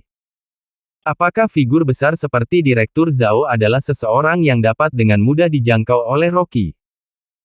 Bahkan jika keluarga Jiang secara langsung melakukan 2 panggilan telepon ke grup Babel, mereka tetap akan menolak dengan sopan, memang pada dasarnya tidak begitu ingin bekerja sama. Ada terlalu banyak orang di pintu, Rocky tidak melihat Direktur Zhao. Jadi dia berdesakan maju ke depan dan berencana untuk bertemu Direktur Zhao, tetapi saat dia hendak melangkah maju, dia tiba-tiba melihat istrinya Dewi. Dewi mengenakan gaun malam putih dengan punggung terbuka, rambutnya dikeriting, leher panjangnya memakai kalung mutiara. Dia seperti anggrek yang tumbuh subur, anggun dan menawan, dia terlihat sangat menakjubkan. Bahkan Rocky tidak bisa menahan untuk tidak menelan ludah ketika melihatnya. Tetap masih istri sendiri yang paling cantik. Alicia menemani Dewi di sisinya, dan keduanya juga sedang menunggu di pintu. Pada saat ini, Alicia sekilas melihat Rocky, dan segera menunjukkan wajah risihnya dan berkata dengan suara rendah. "Kenapa kamu datang ke sini? Bukankah sudah menyuruhku untuk tidak datang, buat malu saja?" Ketika Dewi menoleh, dia juga melihat Rocky. Ketika dia akan berbicara, dia tiba-tiba melihat Suri Jiang menggandengnya, postur tubuhnya sangat mesra, wajahnya yang cantik tiba-tiba menjadi dingin. "Istriku, ini," Rocky merasa canggung beberapa saat. Sekarang Suri Jiang kesulitan berjalan, dia tidak bisa melepaskan tangannya, tetapi tatapan mata istrinya berapi-api, dan kulit kepalanya menjadi kesemutan untuk sesaat. Alicia baru saja mengembalikan liontin giok dan sedang merasa kesal. Sekarang dia juga melihat Suri Jiang, sesaat dia mengambil kesempatan untuk mengejek Rocky dan melampiaskan kebenciannya. "Rocky, aku pikir kamu tidak memenuhi syarat untuk datang ke sini, aku tidak menyangka kamu mendampingi orang lain. Bukannya melihat tampangmu sendiri, jika sudah sadar cepatlah keluar, ini bukanlah tempat yang seharusnya kamu datangi." Suri Jiang juga sudah menyadarinya, dan dengan cepat melepaskan gandengannya. Tapi pergelangan kakinya bengkak dan sakit, dan juga dia memakai sepatu tinggi 11 inci yang bertumit runcing. Dia tidak bisa berdiri sama sekali. Begitu dia melepaskan lengan Rocky, kakinya menjadi bengkok dan mau terjatuh lagi. Melihat bahwa dia akan segera jatuh, Rocky mau gak mau harus menahannya lagi. Setelah melihatnya, mata Dewi menjadi lebih dingin. Postur kedua orang itu di matanya seolah-olah disengaja untuk menunjukkan kemesraan mereka. Alicia mengambil kesempatan untuk menuangkan air dingin. Rocky, tantemu mengatakan bahwa keluarga Liu tidak layak untuk keluarga Lin. Apakah kamu juga sudah tidak menyukai Dewi? Kamu datang ke sini dan juga tidak mengatakan apapun. Jika bukan karena kami datang, tidak bakal tahu kamu sudah merangkul wanita cantik lainnya lagi. Rocky berkata dengan dingin, urusanku, kamu tidak perlu ikut campur. Jika kamu ingin memprovokasi hubungan istriku, jangan salahkan aku jika aku menyuruh orang untuk mengusirmu keluar dari sini. Dia bersabar terhadap Jenny karena dia adalah ibu kandung istrinya. Tetapi apalah Alicia ini, dia tidak cocok untuk mengaturnya. Alicia telah lama menganggap bahwa Rocky adalah sampah, dia bahkan diancam oleh sampah, tiba-tiba menjadi marah. Rocky, apalah kamu itu? Kamu hanyalah benalu yang bergantung kepada wanita. Kamu pantas datang ke tempat ini. Masih tidak cepat keluar dari sini, jangan sampai kamu menghilangkan wajah keluarga Liu. Bibi, sudahlah. Dewi berkata dengan ringan, dia ingin bersama dengan siapa, aku tidak ingin bertanya lagi, suka dia saja. Setelah Dewi selesai berbicara, dia membalikkan wajahnya dengan dingin, sama sekali tidak melihat ke arah Rocky. Namun ada perasaan kecewa dan sedih di hatinya. Dia membohongi dirinya lagi, mungkinkah karena keluarga Liu memalukan di depan tantenya. Wajah Dewi dingin, tapi hatinya sangat sedih. Dia tahu bahwa Fiska memandang rendah keluarga Liu dan juga meremehkan dirinya, tetapi dia tidak menyangka Rocky juga memiliki pemikiran seperti itu. Dia datang menghadiri jamuan makan di sini dan juga bersama Suri Jiang yang berdandan dengan totalitas. Dia bahkan tidak memberitahunya, sepertinya dia takut keluarga Liu akan mempermalukannya. Rocky merasa marah, tidak menyangka sedikit provokasi dari Alicia akan menghancurkan hubungan antara dia dan istrinya. Suri Jiang dengan cepat melepaskan tangannya, dengan memaksa untuk bertahan pada kursi, dan berkata kepada Rocky, aku baik-baik saja, kamu pergi mencari istrimu dulu.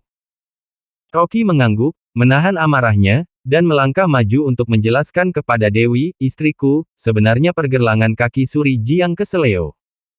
Sebelum dia selesai berbicara, Alicia menepuk dadanya begitu saja. Apa lagi yang mau dikatakan? Benalu sepertimu tidak layak untuk Dewi, cepatlah pergi dan jangan buat malu. Wajah Rocky menjadi merah, dan ketika dia akan mengamuk, tiba-tiba kerumunan membuat suara.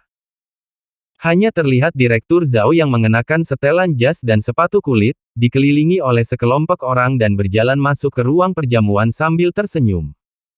Banyak orang yang menyanjung Direktur Zhao, tetapi dia mengabaikan mereka dan melihat sekeliling. Dia datang untuk mencari Rocky, tetapi dia tidak melihat jejaknya, dan dia merasa cemas. Dewi juga sudah memulihkan emosinya. Dia buru-buru menerobos kerumunan dan berjalan ke Direktur Zhao dan berkata, Direktur Zhao, aku Dewi dari perusahaan Arta Cloud. Terima kasih telah berinvestasi di perusahaan kami. Aku ingin tahu apakah Direktur Zhao ada waktu, aku pikir aku ingin melakukan yang terbaik sebagai tuan rumah. Aku ingin mengundangmu untuk makan. Sungguh sangat berterima kasih kepadamu. Wajah Direktur Zhao menjadi kaku, itu bukan investasi yang dilakukannya melainkan Rocky, bos di balik layar. Ketika dia hendak menjelaskan, tiba-tiba melihat Rocky yang sedang didorong dengan keras oleh Alicia, sekujur tubuhnya bergetar sesaat. Bukankah itu Direktur Rocky yang sudah lama dia cari? Dia dimarahi dan didorong oleh seorang wanita gila. Kaki Direktur Zhao hampir melemah karena ketakutan. Dia bergegas ke sana dan menarik Alicia dan berteriak, apa yang kamu lakukan? Zhao, Direktur Zhao. Alicia menoleh dan menjadi pucat karena ketakutan. Dia buru-buru tersenyum tipis, apa kabar, Direktur Zhao, aku. Aku Alicia, pebisnis batu giok di Beijing. Direktur Zhao mendengus dingin, dia sama sekali tidak mengenal wanita ini, apalagi karakter sekecil itu tidak bisa menarik perhatiannya. Dia buru-buru memapah Rocky dan berkata dengan cekat, "Tuan. Tuan, apakah kamu terluka?" Pada saat kritis, Direktur Zhao mengubah kata-katanya tepat pada waktu untuk menghindari terungkapnya Rocky sebagai bos di balik layar. Rocky memperhatikannya dan melihat wajah Direktur Zhao gugup, dia menggelengkan kepalanya dan berkata, "Tidak apa-apa. Baguslah kalau begitu." Direktur Zhao menghela nafas lega dan berkeringat dingin. Dia sendiri membawa tim dan datang menemui bos untuk pertama kalinya. Untungnya, tidak terjadi apa-apa, jika tidak dia tidak akan mampu menanggungnya. Bab 309. Kebenaran terungkap. Melihat Direktur Zhao memapah Rocky secara pribadi, dengan rendah hati dan juga dengan ekspresi penuh hormat, mata Alicia hampir keluar karena terkejut. Tidak hanya dia, semua orang yang hadir tercengang dan menatap Rocky dengan kaget. Jika bukan karena Direktur Zhao, bagaimana mereka bisa memperhatikan orang biasa ini? Setelah ruangan menjadi hening seketika, kerumunan itu mulai berbisik. Siapa dia? Direktur Zhao sangat menghormatinya. Jangan menilai buku dari sampulnya, apakah pemuda seorang figur besar. Aku mendengar bahwa dia adalah menantu dari keluarga Liu, tapi mengapa Direktur Zhao memperlakukannya dengan hormat? Dewi juga terkejut selama beberapa detik, jika dia tidak melihat dengan matanya sendiri. Dia tidak percaya bahwa figur besar seperti Direktur Zhao akan memperlakukan suaminya dengan hormat. Namun, dia dengan cepat kembali dan berkata kepada Direktur Zhao, "Direktur Zhao, terima kasih telah berinvestasi di perusahaan kami." Dia sangat berterima kasih kepada Direktur Zhao. Kabarnya begitu mendengar nama grup Babel, dia tidak hanya berinvestasi, tetapi juga memperkenalkan banyak konsumen. Ekspresi Direktur Zhao tiba-tiba canggung. Itu bukanlah investasinya melainkan instruksi dari Rocky.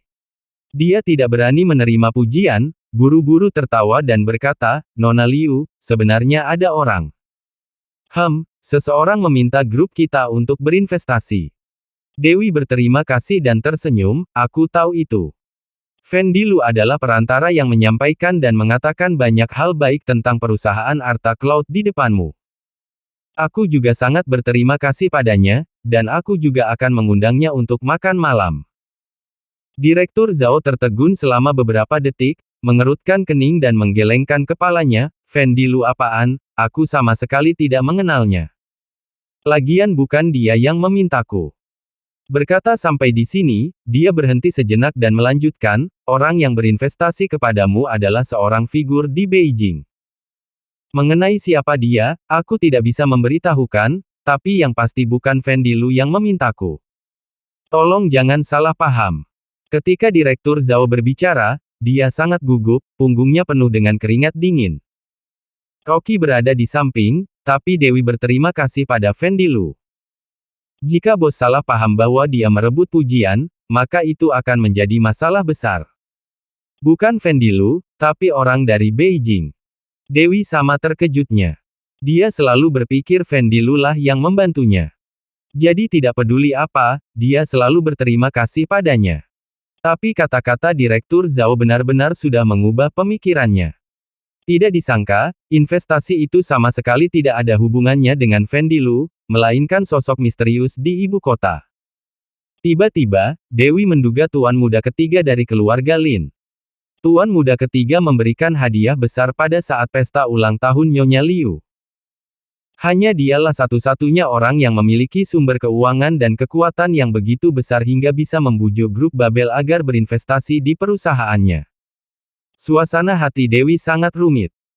Dia menghindari tuan muda ketiga di mana-mana, agar Rocky tidak salah paham, tapi dia tidak menyangka bahwa tuan muda ketiga lah yang membantu dirinya lagi. Dia melirik Rocky, takut dia berpikir sembarangan.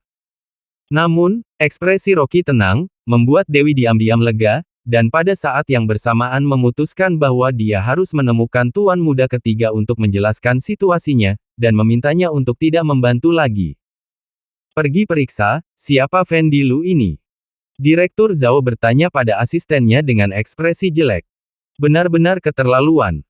Beraninya mencuri kerja keras dari Direktur Lin, dan hampir membiarkannya menjadi kambing hitam. Pada saat ini, Dennis Lu masuk dari kerumunan sambil terengah-engah, tersenyum pada Direktur Zhao dan berkata, baru saja menyelesaikan beberapa masalah yang dibuat putraku Fen Dilu, telat datang, tentang kerjasama giok. Fen Dilu. Direktur Zhao segera menyela begitu saja, matanya tajam, putramu adalah Fen Dilu. Benar, dia putraku. Dennis Lu sangat gembira. Dia tidak menyangka Direktur Zhao mengenal putranya. Tampaknya putranya terkenal di jamuan makan ini. Direktur Zhao tiba-tiba menjadi marah dan mendengus dingin, Dennis Lu, ajaranmu benar-benar menghasilkan anak yang baik. Dennis Lu berpikir bahwa Direktur Zhao memuji dirinya sendiri, dan berkata, putraku cerdas sejak kecil. Aku tidak begitu memperhatikannya, tetapi dia mewarisi gen yang sangat baik dari keluarga Lu kami dan sangat berpikiran bisnis. Putraku sangat mengagumi Direktur Zhao dan secara khusus menyiapkan upacara penyambutan untukmu yang akan segera datang. Aku juga memohon Direktur Zhao untuk memberikan lebih banyak dukungan di masa depan. Dukungan kepalamu. Direktur Zhao tidak bisa mendengarkan lagi, dan berteriak dengan marah, seseorang dengan karakter yang buruk tidak layak untuk muncul di depanku. Lebih tidak mungkin untuk bekerja sama dengan grup Babelku. Dennis Lu sedang memuji putranya, tetapi dia tiba-tiba ditegur oleh Direktur Zhao dan terkejut. Direktur Zhao berkata dengan dingin, anak hasil ajaranmu telah mencuri hasil kerja orang lain. Dia bisa-bisanya masih memiliki keberanian untuk mengatakan bahwa dia mengenalku.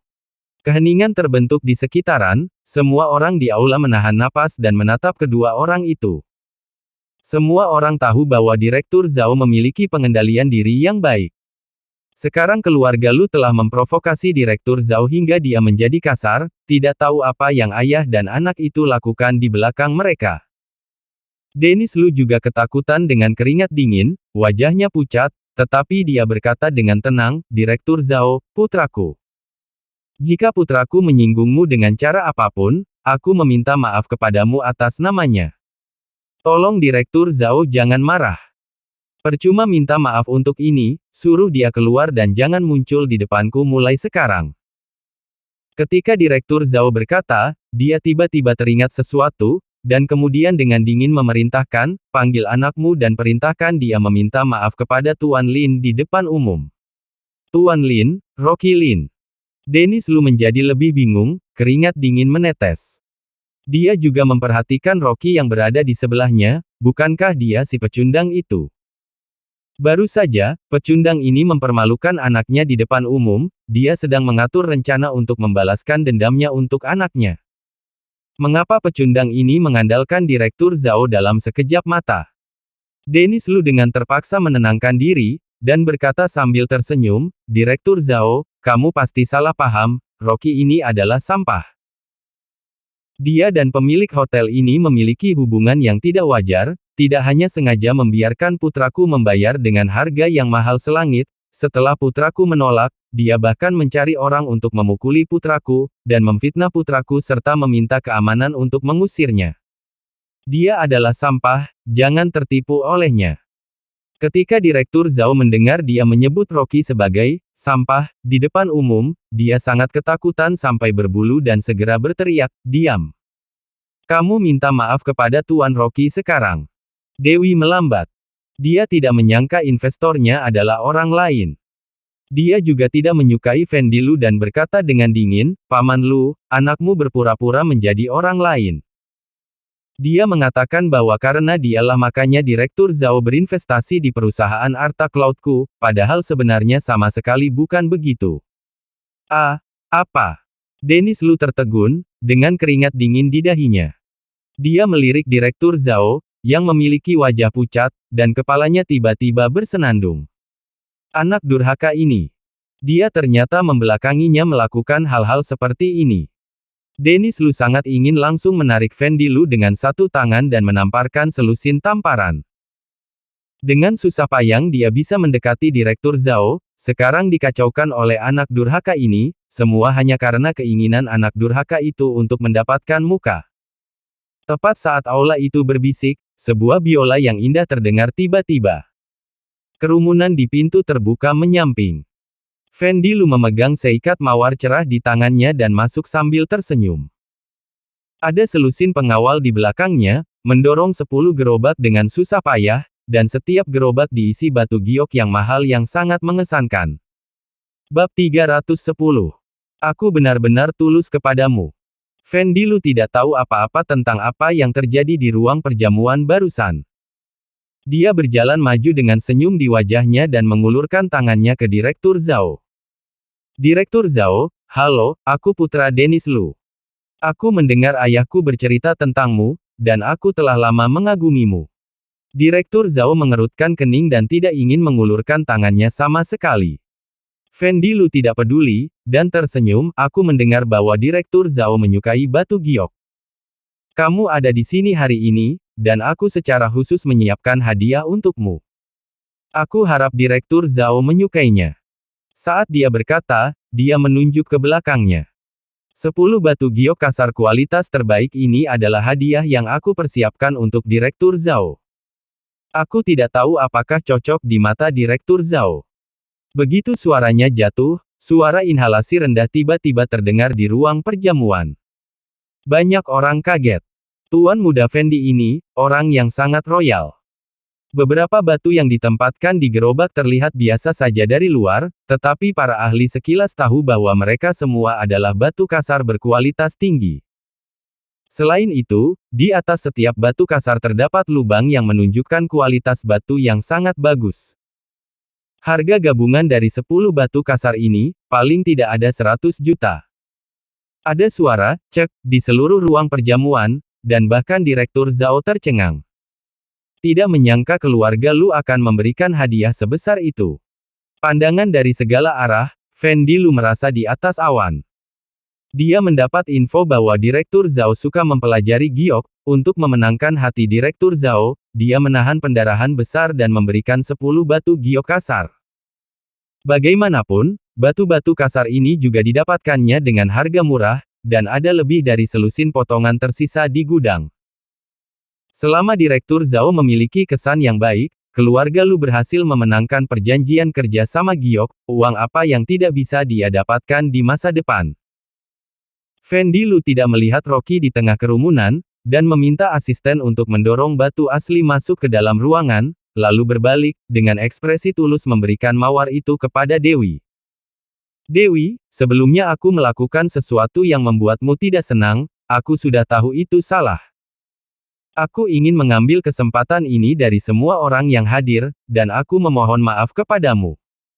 Aku berjanji kepadamu bahwa aku tidak akan pernah membuat hal yang menyakitimu di masa depan. Dewi masih melihat batu aslinya, dan tiba-tiba dia menyerahkan buket mawar besar padanya, seketika mengerutkan keningnya. Vendilu memegang sebuket mawar di tangannya dan berkata dengan tulus, Dewi, maafkan aku tulus terhadapmu. Di bawah pandangan orang-orang, Dewi bingung, tidak tahu harus berbuat apa dan merasa sangat canggung. Dia tidak menyangka Vendilu meminta maaf pada dirinya di depan umum, dan apa yang dia katakan sangat menggelikan. Bukankah ini bisa membuat orang menjadi salah paham akan hubungannya dengan Vendilu?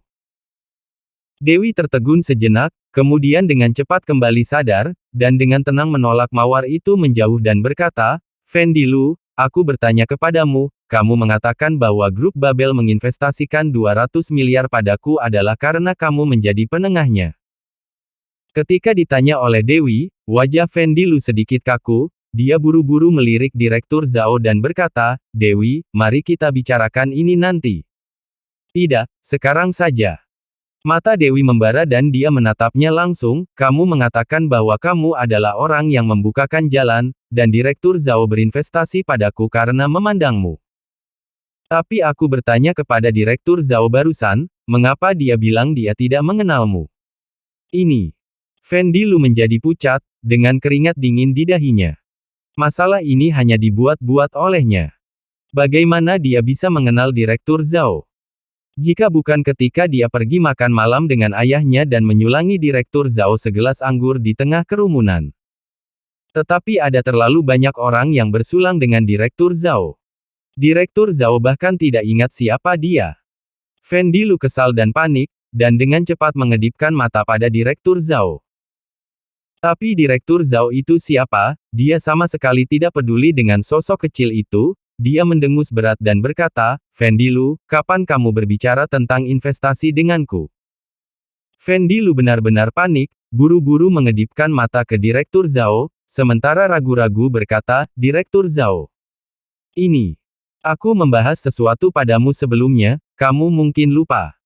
Wajah Direktur Zhao dingin, dan dia berkata terus terang, aku tidak pernah mengenalmu sebelumnya, apalagi tahu kamu siapa. Terlebih lagi, aku tidak akan menemui orang yang tidak berpengaruh sepertimu. Mengenai investasi, tidak ada sedikit pun. Direktur Zhao, kamu lupa, ketika sedang makan. Aku membahas kepadamu ketika ada banyak orang, mungkin ada banyak orang, kamu tidak mendengar. Fendi Lu berusaha menutupi kebohongannya dengan putus asa, dan keringat dingin di dahinya menetes selapis demi selapis. Pada saat ini, Dennis Lu yang berada di sebelahnya, tidak sanggup mendengarkan lagi, dan melangkah maju dan berteriak, Fendi, kamu masih tidak meminta maaf kepada Direktur Zhao. Maaf, permintaan maaf apa? Fendi Lu benar-benar panik saat melihat kemarahan ayahnya, dia terus menatap Dennis Lu, berharap ayahnya akan membantunya. Tapi Dennis Lu tampak tenang di permukaan, tapi panik dalam hatinya. Dia meraung dengan keras, anak durhaka, kamu melakukan sesuatu yang salah. Segera minta maaf dan lalu keluar dari sini. Ayah, kamu menyuruh aku pergi. Fendi Lu tercengang, semburan tidak senang meledak di dalam hatinya. Ayah sendiri malah menghancurkan panggungnya di depan umum. Dan masih di depan Dewi, bukankah ini akan membuatnya malu? Dia segera mengedipkan mata pada Dennis Lu, dan berkata ke samping, Ayah, kamu lupa. Kamu ada di sana saat itu.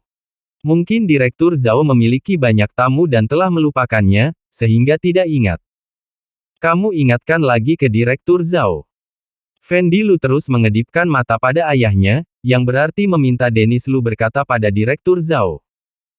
Bahkan jika Direktur Zhao dengan santai menganggukkan kepalanya, dia bisa ada kesempatan untuk membulatkan kebohongannya. Tapi wajah Dennis Lu menjadi semakin jelek, dan hatinya sangat marah. Dia ingin mengeluarkan Fendi Lu secepat mungkin, jangan sampai memperburuk keadaan, tetapi Fendi Lu bahkan tidak memahami niatnya malah berdiri di sini dan memaksa mencari alasan. Dennis Lu tidak tahan lagi, dan berteriak, keluar. Setelah selesai berbicara, dia hanya menendang Fendi Lu ke tanah dengan satu kaki, dan mengangkat kepalanya untuk memanggil asisten, Fendi sudah mabuk, mengucapkan omong kosong, kalian segera bawa dia keluar. Satu kaki menghantam perut bagian bawah Fendi Lu, dan dia segera memegang perutnya dan berteriak dengan sedih, ayah, aku tidak mabuk. Aku sangat sadar. Idiot. Dennis Lu sangat marah hingga dia hampir ingin memukulinya, melangkah maju, dan menendang wajahnya secara langsung. Ah! Fendi Lu ditendang oleh ayahnya, hidungnya membiru dan mukanya membengkak, jadi dia memeluk kepalanya dan bersembunyi.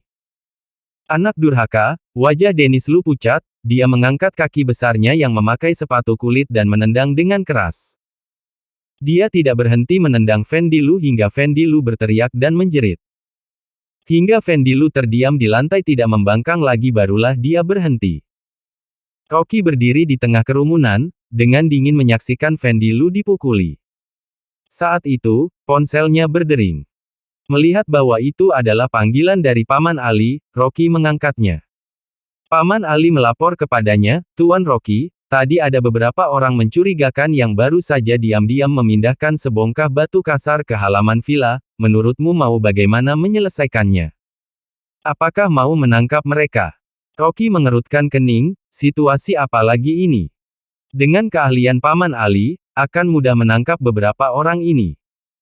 Tetapi dia berpikir sejenak, menatap Fendi Lu, dan berkata dengan tenang, tunggu sampai mereka menempatkan batu kasar itu, lalu tangkap orang-orang itu, interogasi dan minta pengakuannya, dan jangan mengejutkan mereka dulu. Baik. Paman Ali mengangguk dengan hormat, lalu menutup telepon. Rocky mengangkat kepalanya dan melihat bahwa Fendi Lu telah ditendang di lantai oleh ayahnya, setengah dari wajahnya ditendang dan bengkak, dan dia sudah kehilangan penampilannya yang tampan. Kondisinya tidak terkendali dan mengenaskan. Bab 311. Berlutut dan meminta maaf kepada Tuan Rocky.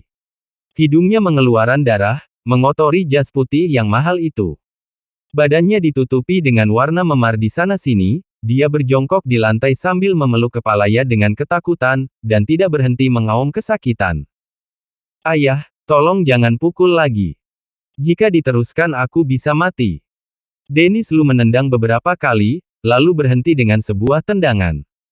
Jika bukan karena mereka ayah dan anak sangat mirip, dia bahkan akan bertanya-tanya apakah idiot dengan IQ rendah ini memang benar anaknya apa bukan. Atas instruksi Dennis Lu, beberapa asisten membawa Fendi Lu keluar. Dennis Lu menghela nafas lega dan berbalik untuk tersenyum pada Direktur Zhao. Direktur Zhao, putraku sudah mabuk dan berbicara omong kosong, benar-benar memalukan. Ketika dia bangun nanti, aku secara pribadi akan membawanya untuk meminta maaf kepadamu, Tuan Rocky, dan Nona Dewi. Ayah, aku tidak mabuk. Aku benar-benar tidak minum. Teriak Fendi Lu, berjuang tanpa henti.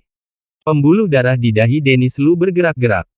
Dia sekarang menyesali tendangannya tadi terlalu ringan, mengapa dia tidak membuat idiot ini pingsan. Tapi selama Fendi Lu dibawa pergi, dia bisa bernapas lega untuk saat ini, dan segalanya akan berbalik. Tepat ketika Fendi Lu hendak diseret keluar dari ruang perjamuan, beberapa polisi bergegas ke ruang perjamuan dan langsung menemui Rocky. Pemimpin polisi itu melihat Rocky dan berkata, "Apakah kamu Rocky?" "Benar itu aku, ada apa?" Rocky sedikit mengernyit. Petugas polisi berkata dengan suara dingin, "Seseorang melapor polisi, mengatakan bahwa kamu mencuri sepotong batu giok kasar dari keluarga Lu. Sekarang kami akan membawamu untuk penyelidikan." Setelah berbicara, dia mengeluarkan ponselnya dan memperlihatkan foto di layar ponsel kepada Rocky. Dalam foto tersebut adalah villa milik Rocky. Di halaman villa, ada batu giok awal seukuran batu kilangan. Rocky tanpa ekspresi dan melirik foto itu. Ketika dia meninggalkan villa itu, batu kasar di halaman sudah dikosongkan. Dan sekarang batu kasar ini jelas dipindahkan kembali secara diam-diam mencuri waktu ketika Paman Ali tidak memperhatikan. Apa, Rocky mencuri batu kasar? Dewi sangat terkejut hingga dia hampir tidak bisa berpikir. Tapi batu kasar ini jelas milik Rocky. Mereka dicuri oleh Fendi Lu dari ibuku. Kata-katanya segera menimbulkan gelombang seperti batu, dan kerumunan berbisik. Fendi Lu merasa malu beberapa saat dan dengan cepat menjelaskan, "Dewi, aku membeli batu kasar ini dari ibumu, tapi kemudian dicuri oleh Rocky, makanya aku melapor polisi." Petugas polisi tidak menyangka bahwa kenyataan kasusnya adalah seperti ini. Dia mengerutkan kening melihat Fendi Lu dan berkata, "Kamu yang melapor polisi dan mengatakan bahwa Rocky mencuri batu kasar darimu. Bisakah kamu menjelaskannya kepadaku? Kamu yang lapor polisi." Dewi meremas tangannya, merasa marah. Rocky juga mencibir dengan dingin. Benar-benar pencuri melapor untuk menangkap pencuri. Dia awalnya ingin tetap diam, hanya untuk mencegah Jenny membuat keributan di rumah. Dia berencana untuk tidak mempermasalahkan batu kasar ini. Tidak disangka, Fendi Lu punya keberanian untuk memanggil polisi, dan mengatakan bahwa dia telah mencuri batu kasar itu. Dennis Lu juga terbengong, wajah tua memerah, dan dia berteriak, "Fendi, ada apa ini?" Dia tidak menyangka bahwa Fendi Lu ternyata membeli batu kasar dari Rocky. Dewi menahan rasa malu, memerah dan berkata, "Batu-batu kasar ini adalah milik Rocky. Ibuku tidak mengerti nilai pasar. Fendi Lu menipu batu kasar dari tangan ibuku dengan harga 1,6 triliun. Setelah berbicara, dia berkata kepada Fendi Lu lagi, "Fendi Lu, tolong kembalikan batu kasar itu kepada Rocky, dan aku akan meminta ibuku untuk mengembalikan uang itu kepadamu. Dia tidak mengerti harga pasar dari batu kasar ini. Rabat 200 M yang kamu berikan kepada bibiku, aku juga akan mengembalikannya kepadamu. Jika kamu tidak mengembalikannya, aku akan melaporkanmu atas penipuan." Begitu dia selesai berbicara, kerumunan itu menjadi gempar. Bahkan jika orang bodoh pun tahu bahwa nilai kumpulan batu kasar ini setidaknya ratusan triliun, tetapi tidak menyangka Fendi Lu justru mengambilnya dengan harga rendah 16 M. Tiba-tiba, banyak orang mencemooh keluarga Lu, dan bahkan mereka yang memiliki urusan bisnis dengan keluarga Lu diam-diam menjadi siaga. Karakter yang buruk. Direktur Zhao dengan dingin mendengus dan berkata kepada Dennis Lu, keluarga Lu sangat tidak jujur, kedepannya tidak perlu bekerja sama lagi. Pemikirannya sama dengan pemikiran banyak orang yang hadir. Bisnis adalah tentang kejujuran, dan perusahaan yang curang dan menipu seperti keluarga Lu, orang-orang akan menolak. Kerumunan tiba-tiba menjadi gempar, dan beberapa bahkan ingin memutuskan kontrak dengan keluarga Lu di tempat, mengatakan bahwa mereka tidak akan berhubungan lagi. Keluarga Lu telah menyinggung Zhao dan mengungkap sifat asli mereka. Siapa yang berani bekerja sama dengan keluarga Lu? Wajah Dennis Lu membiru karena marah, reputasi keluarga Lu anjlok, dan dia menyinggung Direktur Zhao. Masalah ini menyebar, siapa yang berani bekerja sama dengan keluarga Lu ke depannya. Dia tidak bisa mengendalikan amarahnya lagi, dan dia menamparkan Fendi Lu dengan lengannya dan memarahi. Durhaka, berlutut dan minta maaf pada Tuan Rocky. Ayah. Wajah Fendi Lu bengkak karena pemukulan, dan dia buru-buru memanggil, aku juga berbisnis demi keluarga. Omong kosong. Industri batu giok paling memperhatikan kredibilitas. Kamu telah merusak reputasi keluarga Lu yang berusia seabad di industri ini. Dennis Lu menendangnya dengan marah, menendang kaki Fendi Lu. Bro. Fendi Lu goyah, dan seketika berlutut di depan Rocky. Tetapi bahkan jika dia terluka dan bengkak karena ayahnya, dia tidak ingin mengembali batu asli tersebut.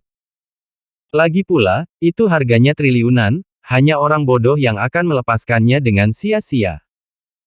Fendi Lu menutupi wajahnya dan berkata kepada Dennis Lu dengan keras kepala, ayah, aku membeli triliun batu kasar ini. Mengapa aku harus mengembalikannya? Keluarga Lu tidak menghasilkan banyak dalam bisnis batu giok. Tidak ada reputasi yang penting. Aku tidak akan mengembalikan uang yang aku peroleh dengan kemampuanku kepada Rocky. Wajah Dennis Lu menjadi merah karena marah, dan dia menunjuk ke arah Fendi Lu dan tidak dapat berbicara. Dia sangat marah, melangkah maju, mengangkat lengannya dan menamparkan Fendi Lu. Fendi Lu berteriak dengan beberapa tamparan tajam. Tapi dia bertahan dan memutuskan untuk tetap tidak mau mengembalikannya. Bagaimanapun, Dennis Lu adalah ayahnya sendiri, dan tidak mungkin membunuhnya. Reputasi keluarga Lu itu penting, tapi menurutnya yang terpenting adalah uang. Begitu dia menjual batu kasar ini, dia akan membawa triliunan untuk pergi ke luar negeri, dan menikmatinya, tidak peduli seberapa terkenal keluarga Lu di Tiongkok. Berdiri di antara kerumunan, Rino Su awalnya menyaksikan kehebohan, tetapi dia tidak menyangka bahwa insiden itu akan melibatkan istrinya. Setelah tertegun sesaat, dia tiba-tiba marah, istriku, apakah kamu menerima rabat? Alicia tidak dapat menyangkal, dan dia dengan keras kepala berkata, Aku juga ditipu oleh Fendi Lu. Bagaimana aku bisa tahu bahwa Jenny begitu bodoh sehingga dia tertipu oleh ucapan Fendi Lu dan menjual puluhan triliun batu kasar dengan harga rendah 16 M kepadanya. Kamu wanita tua, picik. Rino Su menamparkan wajahnya dengan amarah, plak, tamparan jatuh ke wajah Alicia. Dasar wanita tua. Sikunya keluar. Jika batu kasar ini milik Rocky, bagaimanapun juga dia bakal bisa mendapatkan 200 atau 400 miliar. Karena Jenny adalah tipikal iblis penolong saudara laki-laki, yang diam-diam memberinya uang selama bertahun-tahun. Selama ibu mertuanya meminta batu kasar kepada menantunya, Rocky berani untuk tidak memberikannya. Jika batu kasar diberikan kepada Jenny, bagaimana mungkin dia tidak bisa mendapatkannya? Rino Su menatapi batu kasar, matanya hijau. Jelas dia bisa menjadi orang kaya, dengan aset triliunan, tetapi karena Alicia istri yang bodoh ini, demi keuntungan kecil 20 miliar ini saja memberikannya kepada orang lain. Bab 312. Suamiku, aku salah. Apalagi dia menjadikan dirinya bahan tertawaan di ruang perjamuan ini. Rino Su menjadi semakin marah dan karena dengan amarah itu dia menamparkan Alicia di lokasi dan dengan 7 hingga 8 tamparan. Alicia kaya, dia awalnya sombong di depan Rino Su, namun setelah wajahnya ditampar dia langsung tercengang. Ketika Rinosu menjambak rambutnya dan menamparkan telinganya yang besar dengan keras, wajah Alicia terasa panas, dan rasa sakitnya sangat menyakitkan hingga dirinya menangis di hadapan Rinosu. Semua karena kamu tidak bisa menghasilkan uang. Jika tidak karena 10 juta, mungkinkah aku menjual batu ini kepada keluarga Lu? Melihat ibu mertua belum pulih, Rinosu sangat marah sehingga dia menamparkan wajahnya dengan keras dan mengutuk, apakah kamu bodoh? Rocky adalah menantu kakakku, dan barang-barangnya adalah milik kakakku. Barang kakakku, bukankah itu milikku? Hah? Alicia bangun dengan kepala acak-acakan dan wajah jelek bengkak. Benar juga. Rinosu adalah adik laki-laki Jenny. Jika batu-batu ini adalah milik Rocky, bukankah berarti itu milik Jenny? Batu kasar ini seharusnya juga milik suaminya Jenny. Rocky berdiri, diam-diam menatap ke langit. Benar saja ini bukan satu keluarga, dan tidak masuk satu keluarga. Setelah melakukannya dalam waktu sepanjang hari, Jenny dan adiknya memiliki kebajikan yang sama yaitu di mata mereka, semuanya adalah milik mereka.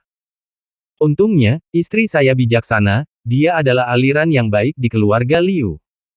Alicia terbangun, dan tiba-tiba berteriak sedih. Suamiku, aku salah. Dia menamparkan dirinya dengan penyesalan, menamparkan wajahnya sendiri, dan menyesali perbuatannya. Batu ratusan juta ini pasti milik keluarganya. Dan dia sangat bodoh sehingga dia memberikan ratusan juta kekayaan kepada Fendi Lu dengan cuma-cuma.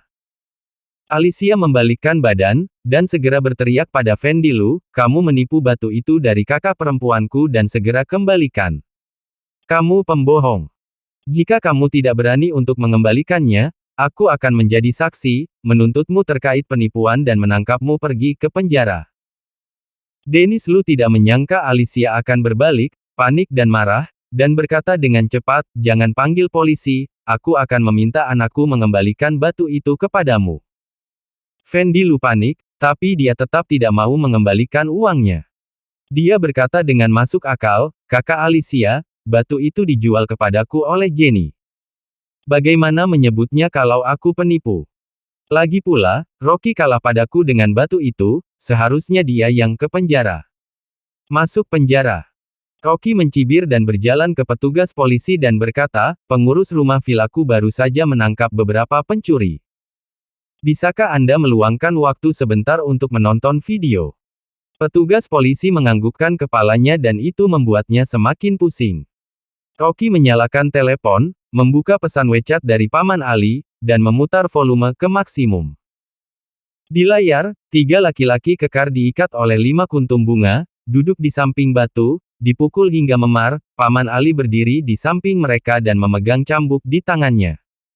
Ketiga pria kekar itu menangis dan melihat ke arah kamera. Tuan Fendi, kamu menyuruh kami memindahkan batu itu ke keluarga Lin secara diam-diam, buat dia untuk mencuri batu itu baru kamu melapor ke polisi. Tanpa diduga, lelaki tua di keluarganya yang mengawasi villa itu terlalu galak, dan kita bertiga tidak bisa mengalahkan kita semua. Aku mohon Tuan Fendi untuk menyelamatkan kami, atau kami akan dibunuh oleh lelaki tua ini. Paman Ali mengangkat cambuknya dan berteriak, katakan intinya. Pria berotot itu dipukuli dan berteriak, dan buru-buru berteriak, Paman Asteris, kataku. Fendi Lu menipu ibu mertua Rocky dan bahkan menyimpannya. Kami semua pengawal keluarga Lu, tolong jangan dipukuli. Aula perjamuan sunyi, dan mata yang tak terhitung jumlahnya semua menatap ke layar. Fendi Lu juga kaget, tidak bisa menyeka darah dari hidungnya. Bagaimana ini mungkin? Ketiga pria berotot ini adalah pengawal terbaiknya, atau pensiunan personel, harusnya tidak ada masalah walaupun lawannya 10. Tanpa diduga. Ternyata kalah oleh petugas kebersihan tuanya Rocky. Rocky tersenyum ringan, dan seringai melintas di wajahnya. Setelah Paman Ali sembuh dari luka-lukanya, dia menjaga gerbang villa dan berlatih bela diri dengan rajin. Dari segi kekuatan internal, dia hanya sedikit lebih buruk daripada praktisi di masa yayasan.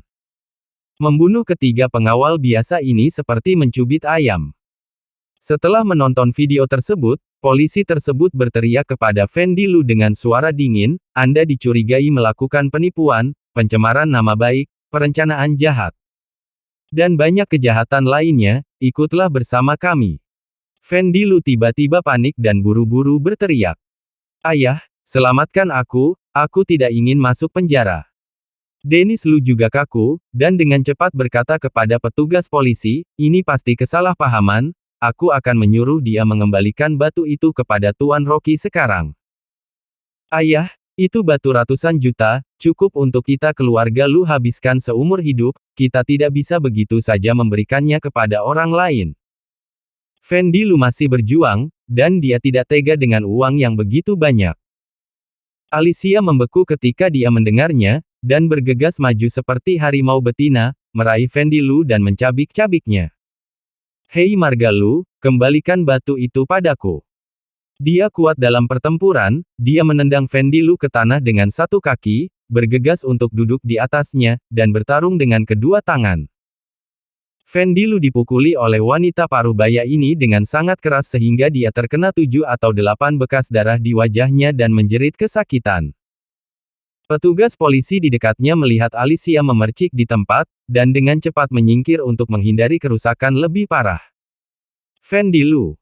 Ketika Dennis Lu melihat putranya dipukuli, dia bergegas maju untuk mendorong Alicia menjauh. Tanpa diduga, Alicia berdiri dan menghabiskan seluruh kekuatannya, menamparkan Dennis Lu dengan tamparan keras, lalu menghantamnya. Dennis Lu dipukul olehnya dan langsung jatuh ke lantai, kepalanya terbentur dinding dan darah pun menetes. Alicia tidak berhenti, bergegas maju dengan gigi dan cakarnya, menepuk busur kiri dan kanannya, dan memukul Dennis Lu hingga mimisan. Melihatnya yang begitu kuat, orang-orang di sekitar begitu ketakutan sehingga mereka bersembunyi kembali dan tidak berani bergerak maju. Melihat kekacauan itu, beberapa petugas polisi bergegas maju dan menarik Alicia menjauh. Bawa pergi. Kapten polisi memberi perintah, dan 2 petugas polisi melangkah maju untuk memegang lengan Fendi Lu, dan mengantarnya keluar. Wajah Fendi Lu berdarah, dan dia meminta bantuan dengan ngeri, ayah, tolong aku. Dennis Lu juga tidak jauh lebih baik, dia dipukuli dengan hidung memar dan wajah bengkak. Dia menggigit dengan keras, berjalan cepat ke depan Rocky, membungkuk dan berkata, Tuan Rocky, maafkan aku karena tidak berdaya dan biarkan dia menyusahkanmu. Aku ingin mengembalikan semua batu ini kepadamu, dan juga memberi 10 juta kompensasi padamu. Aku mohon Anda untuk tidak membesarkan masalah ini dan mengampuni anjing ini. Rocky tersenyum tipis, menggelengkan kepalanya dan berkata, urusanmu tidak mengajari anakmu dengan baik, tapi 10 juta terlalu sedikit untukku. Lalu berapa banyak yang kamu inginkan? Dennis Lu patah hati, dan berkata dengan hormat, aku tidak tahu berapa banyak aset yang Tuan Rocky miliki, namun kompensasi yang diberikan oleh keluarga Lu pasti tidak akan kurang. Selama Anda menyebutkan angkanya, bahkan jika keluarga Lu bangkrut, juga pasti akan menawarkannya. Setelah berbicara, dia melirik Rocky, dan secara khusus mengisyaratkan, Tuan Rocky, Anda adalah menantu keluarga Liu, jadi Anda mungkin tidak memiliki banyak aset pribadi. Uang yang diberikan oleh keluarga Lu cukup untuk Anda makan dan minum dalam hidup ini. Dennis Lu secara tidak sadar mengira Rocky adalah menantu dari rumah ke rumah keluarga Liu, dan dia hanya memiliki 1 atau 200 juta dana untuk bertahan hidup.